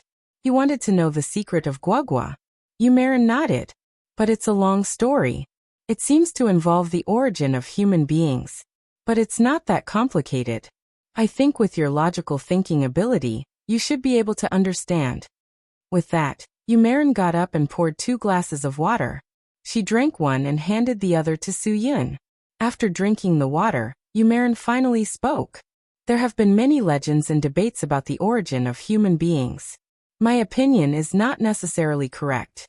Many scientists have proven that human beings evolved from a prehistoric shark that roamed the ocean more than 300 million years ago. I won't start from that time. I'll start from 4 million years ago when the African gorillas decided to come down from the trees and became upright ape men. After a pause, Yumerin seemed to find that it was meaningless to talk too much, so she fast-forwarded to the history. After these upright ape men came down from the trees, they began to make tools and learn to use fire. Until 2 million years ago, these upright ape men left Africa and went to Asia, Europe, and Oceania. But these ape men are not our ancestors. Until 200,000 years ago, the upright ape men on the coast of South Africa decided to undergo a huge genetic mutation. The mutated ape men completely deviated from the mainstream evolutionary direction of the upright ape men. Thus, the ancestors of modern humans appeared. Suyin rubbed his nose. This sounds a bit too profound for me. Did the Zikijoa tribe have to go back to such ancient times? Hundreds of thousands of years ago. I thought humans were just cells at that time. It turns out that they had all become ape men. Yumerin glared at Suyin, indicating that he should not interrupt her because what she said was meaningful. Since Suyin did not want to listen for so long, she did not tell him too much. She directly told him the reason for the classification of human beings. 60,000 years ago, everyone in the world was black. But 50,000 years ago, thousands of volcanoes in India erupted at the same time. The volcanic ash blocked the sun, and the world suddenly entered a great ice age. Almost all modern humans outside of Africa went extinct, but the modern humans in Central Asia decided to undergo a revolutionary genetic mutation. Their skin color became lighter, their eyes became lighter, and at the same time, their intelligence was greatly increased. These were the ancestors of modern white and yellow people. Only a few hundred people survived the Great Ice Age. These people married their relatives, causing the mutation to develop to an extreme. Black people began to become less black. Due to the genetic defect after the mutation, only 4 branches could adapt to the environment and survive. 1 branch was yellow, 1 branch was white, 1 branch was black, and the last branch was the Zikijoa. Purely fictional. I made it up after reading some books. Academic critics, please don't criticize me. It's just a novel. The Zikijoa people already existed at that time? Suyin was confused. They've already existed for tens of thousands of years. Yumerin nodded and said, yes, they've existed for tens of thousands of years. During the Great Ice Age, only smart people could survive. Obviously, the Zikijoa people were the smartest people of that era. Perhaps it's because of their genetic mutation. There's a special factor in their bodies. This factor in the Zikijoa people's body, together with a type of extinct pobo jade, can stimulate the latent energy of others around them. After years of evolution, everyone is aware of this problem. Suyin frowned. If that's the case, if the Zikijoa people were together every day, they must be the most perfect race among all the surviving races. How could they have gone extinct? This was the regret of the Zikijoa people. Their energy could only stimulate the latent energy of other yellow people, black people, and white people, but it could not stimulate their own Zikijoa potential. Yumerin said, this led to a large number of Zikijoa people being forcibly captured by people of other races. The only people who were friendly to them were probably the yellow-skinned people. In the end, the remaining Zixihoya people followed the yellow-skinned people and migrated to the Asian continent. However, what the Zixihoya people didn't expect was that not all of the yellow-skinned people were good people. There was a group that was especially vicious and liked to harm the Zixihoya people. These vicious scum were despised by the other yellow-skinned people, and were chased to Japan. Although they didn't leave the Asian continent, they could only look at the yellow-skinned people from the continent across the sea, and could no longer harm the Zixahoya people. Su Yun still deeply believed in this past history, because the descendants of that group of scum on Japan Island were scum enough, especially those who were officials. Each one was more shameless than the other. Fortunately, most of the yellow people chased away this nest of rats. Otherwise, who knows if the continent would be despised by the people of the world. But even so, it couldn't stop the extinction of the Zikijoa people. Because in the long evolution and development, the Zikijoa people could no longer be separated from Pobo Jade, and that group of despicable Japanese ancestors destroyed most of the Pobo Jade before they were chased away. With less Pobo Jade, it became more precious. Many people would collect it, or use it to threaten the Zikijoa people, so the Zikijoa people became fewer and fewer. As far as I know, there were already no Zikijoa people 1,000 years ago, because in that era where ancient martial arts were advocated, too many experts needed the Zikijoa people. Su Yun's mind flashed with Guogua's figure again and again. He remembered very clearly that Guogua always had a round stone pendant hanging around her neck. But that pendant didn't look like jade at all, because it had nothing to do with crystal clear water. Thinking of this, Su Yun couldn't help but ask, "Then do you know what Pobo jade looks like?" "I really don't know about this. I'm afraid only old professors who have a deep understanding of archaeology would have studied this kind of extinct jade." Yumarin shook her head. "My research into history is completely out of interest. After all, my major is medicine and pharmacy." Speaking of this, Yumarin exclaimed, "You suddenly asked me so many questions, and your strength has improved by leaps and bounds. Yanlong, are you trying to tell me that there are Zikijoa people around you?" Su Yun stepped forward and covered Yumarin's mouth. "Can you lower your voice? Even if there are Zikijoa people around me, it's definitely a secret that must be kept. Do you want the whole world to hear it?" Yumarin also realized that she had lost her composure, but because she was too shocked, she really didn't dare to believe this fact. At this moment, suddenly, someone knocked on Yumarin's door. "Dr. Yu? Who are you talking to?" Su Yun immediately held his breath. If this was found out, it didn't matter if he was beaten and scolded, but if Yumarin's reputation was damaged, wouldn't it be too big of a sin for him? Yumarin hurriedly replied, No, I'm watching TV." After that, Yumarin hurriedly turned on the TV. "I'm sorry, did I disturb you? I'll turn down the volume a little." "It's okay, Dr. Yu, you have to pay more attention to rest. It's been hard on you these few days, I won't disturb you." After that, the footsteps outside the door gradually faded away. Su Yun and Yumarin both let out a long sigh of relief, but only for a second. Yumarin stared at Su Yun again and whispered, "Tell me the truth, did you really come into contact with the Zikijoa people?" "Yanlong, tell me, I swear. I'll never tell a third person, believe me. I won't lie to you. I'm really curious, really." Su Yun pinched the bridge of his nose. He had a headache. "I don't know, I'm not sure, but I hope you have a chance to see with your own eyes. See if she's a Zikijoa. I really don't want to believe this is the truth, but after you said so much, I can't help but suspect." "Oh right, during the time you were in contact with this person you suspected to be a Zikijoa, did you suddenly fall unconscious?" Yumarin seemed to have suddenly thought of something. Su Yun sucked in a breath of cold air and nodded. "Yes." Yumarin looked at Su Yun with a serious expression. "If that's the case, then I guess it's probably true. Yanlong, if there's really a Zikijoa by your side, you must not let this secret leak out. I think in this world, I'm not the only one who has studied the Zikijoa people. There will be others who know this secret. Once this secret leaks out, it will cause a great dispute in the underground world." Su Yun nodded. Regarding this point, he was clearer than Yumarin. "This is why I only dared to tell you when I found you, because I know that in this world, only you can keep a secret. I don't dare to tell anyone else. I'm afraid that someone will leak it out." "Don't worry, I won't tell anyone." Yumarin promised again. Su Yun had a general understanding in his heart. Guogua's big secret was basically real. He didn't want to think about this troublesome problem anymore, so he changed the topic. "By the way, why did you come to Xinjiang?" When Yumarin heard Su Yun mention this point, Her expression became serious. We're investigating the matter of Darong Electronics sewage discharge.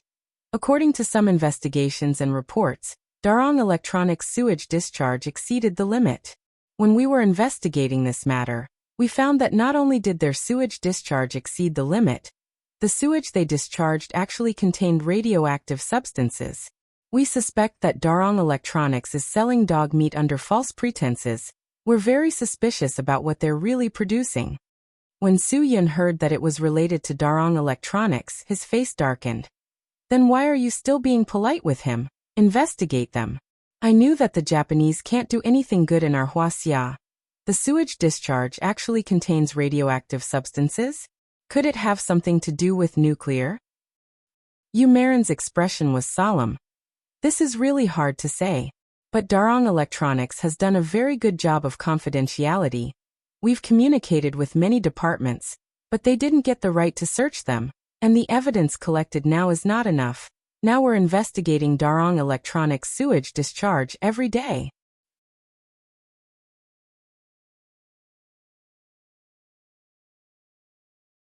Chapter 434. Su-Yun frowned. Is there no way to investigate them if we can't get a search warrant? If they stop making sewage now, won't it be more difficult for you to get effective evidence? Yes, now we have entered a difficult period. I suspect that they have collected sewage internally and then disposed of it elsewhere, which makes it very difficult for us to get evidence now.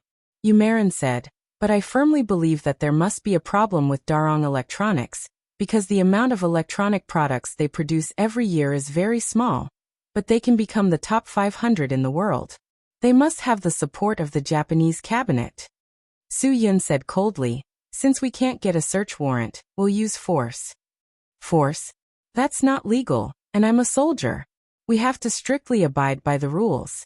There are some things that we can't do just because we want to. Yu Marin shook her head helplessly. I'll think of another way. This matter will definitely be solved. You're a soldier, but I'm not. Since it's inconvenient for you to do it, I can help you. Su-Yun had an evil smile on his face. This kind of thing can't wait. By the time you think of a solution, the land of our Huaxia will have been polluted by these damn Japanese. After all, there are radioactive materials in it, which are very harmful to the human body. This problem must be solved as soon as possible. What do you want to do? Yu Marin stared with her eyes wide open like a frightened deer. She always had this expression when Su-Yun did something outrageous. Su-Yun was already used to it. He liked to see Yu Marin's expression. It was very cute and very attractive. Su-Yun smiled slightly. You don't have to worry about this. I naturally have my own way. It just so happens that I have something to deal with those Japanese from Darong Electronics. Since they are not only committing crimes on the road of our Huaxia, but also excreting this radioactive waste, I really have no reason to let them go. Yu Marin covered her mouth and frowned slightly. You have a conflict with the people of Darong Electronics? Su-Yun, the Nakamura family of Darai Electronics is not a small family. Their influence in Japan cannot be underestimated. Even the current prime minister has to be respectful to the Nakamura family. You'd better not go head-to-head with them. Of course, Su-Yun had thought about this before. If we were in Dongying, I might not have gone head-to-head with him. But this is Xinjiang, the land of Huaxia. They are the ones who should be respected, not us. Yu Marin knew Su-Yun's temper, so she knew that once Su-Yun decided on something, even Tenyax wouldn't be able to change his mind. So, is there anything I can help you with? Su-Yun was just about to say no, but stopped himself. Give me your internal number. I have something to talk to Azure Dragon about. You can't involve them in this matter. They are not like you. Yu Marin was a little hesitant. Su-Yun grinned. I really don't need their help with this matter. I can handle it myself. I'm asking them to help me with something else. After this mission, I'm afraid I'll have to train with the team for a while. I'm afraid that they'll be bored, so I'll ask them if they're interested in going out with me. Go out with you? Yu Marin widened her eyes. Yen Long, you can't instigate them to be so undisciplined. I know, but I do need their help. If they feel that discipline is the most important, then they can choose not to come. The choice is in their hands. Su-yin smiled slightly. I'm just explaining things to them. If they are willing to help me, it's purely voluntary. I won't force them. Then can you tell me what you want to do? Yumerin held the internal communication phone in her hand and did not hand it to Su-yin for a long time. Her eyes stared at Su-yin's gaze. She wanted an answer, an honest answer without deception. Otherwise, she would not hand the phone to Su-yin. Su-yin did not avoid Yumerin's gaze. I'm going to the Golden Triangle. I need them. Yumerin's expression was full of doubt and surprise. Why are you going there? She could now understand why Su-yin wanted to ask his brothers for help, because if he wanted to go to the Golden Triangle to find trouble with someone, it was definitely not something that could be dealt with alone. The mercenaries in that place were all bloody and not easy to deal with. In short, I won't do bad things. Su-yin, I really need them to help me. Before Yumerin could ask again, there was a knock on the door outside. Dr. Yu, emergency meeting, please come with me immediately. Okay, I'll be right there. Yumerin responded to the door. After hesitating for a moment, she finally handed the internal phone to Su-yin. Only this phone could contact those stinky guys in the Dragon Fury team. Su-yin's face showed a smile because there was someone outside the door. He did not say thank you, but just urged Yumerin with his mouth. Hurry up, people are waiting for you at the door.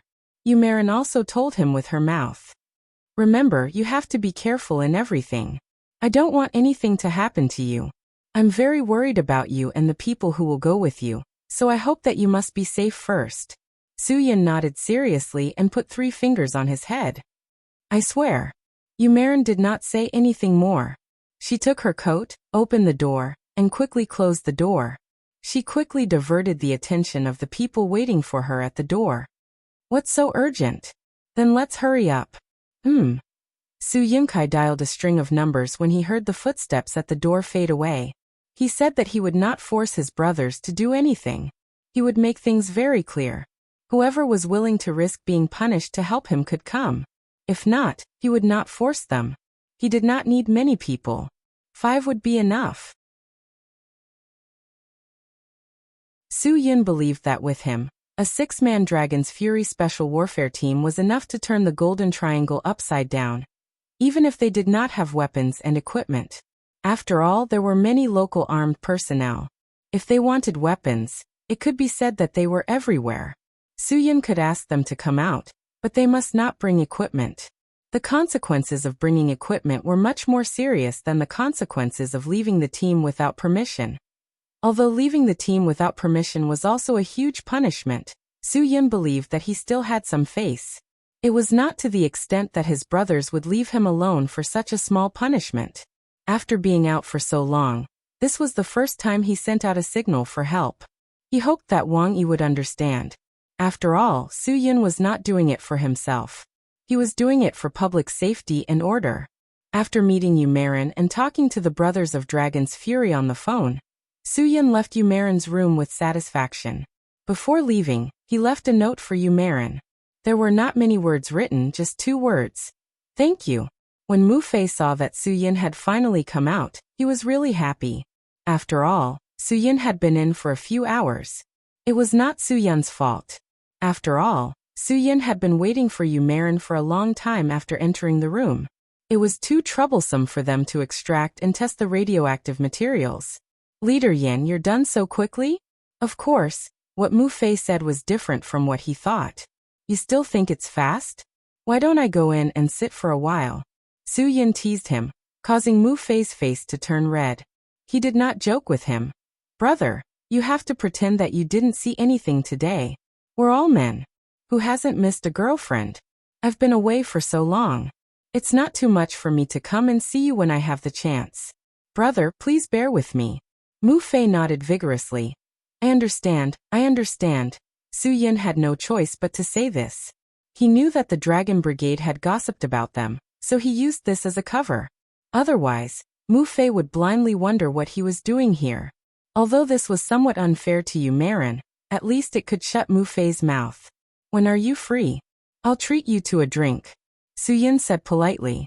Leader Yin, I really want to drink with you, but I'm too busy now. Hee, there will definitely be a chance in the future. Mu Fei's heart was still very happy. Yen Long was a character in the Dragon Brigade. Now he wanted to treat him to a drink. How could he not have a big face? Su Yin waved his hand. Don't wait for a chance in the future. When you go back, I'll ask Azure Dragon to send you 2 bottles of Wuliangya. It's settled. I'll go first. I still have other things to do. See you later. Mu Fei's face was smiling like a flower. After watching Su Yin get into the car and leave, Mu Fei finally understood the meaning of Su Yin's words. Su Yin must know that it was impossible for him to have time to drink with him. So he asked Azure Dragon to send him 2 bottles. If Azure Dragon really sent him 2 bottles of Wuliangya, it meant that they could contact each other. It also meant that if he, Mu Fei, dared to talk nonsense, Su Yin could make his group of brothers teach him a good lesson with a phone call. This was really not scary if he didn't analyze it, but once he did, he was really scared. There was no other way. Who asked the other party to be Yen Long? Mu Fei could only obediently keep quiet. Su Yin drove quickly on the highway. He knew that there would be a GPS in the car, but he still drove. He wanted to prove to Yi Fala that he had the ability to do things under the eyes of the military and come out unscathed. He wanted to let Yi Fala know that he was definitely not as simple as she thought. On the way back, Su Yin saw a car repair shop and drove in without hesitation. He threw out a stack of bills and demanded that the car be dismantled into 8 pieces. He had to find the GPS device no matter what. Money was a good thing. In less than an hour, 3 or 4 youths dismantled the Qian. Then, they took out a small red chip from a hidden place in the chassis. They told Su Yin that this thing was definitely not used in the car. Su Yin threw the red chip in his pocket and asked people to quickly fix the car. Then he stepped on the accelerator and rushed directly to Yi Fala's house. Because Qin Wan, and the others had safely evacuated, Su Yin had nothing to worry about. He wanted to let Yi Fala know that she should not play any tricks on him. You're tuning in to the Earbook Haven YouTube channel. Don't forget to subscribe and join us on this journey to catch the most captivating stories.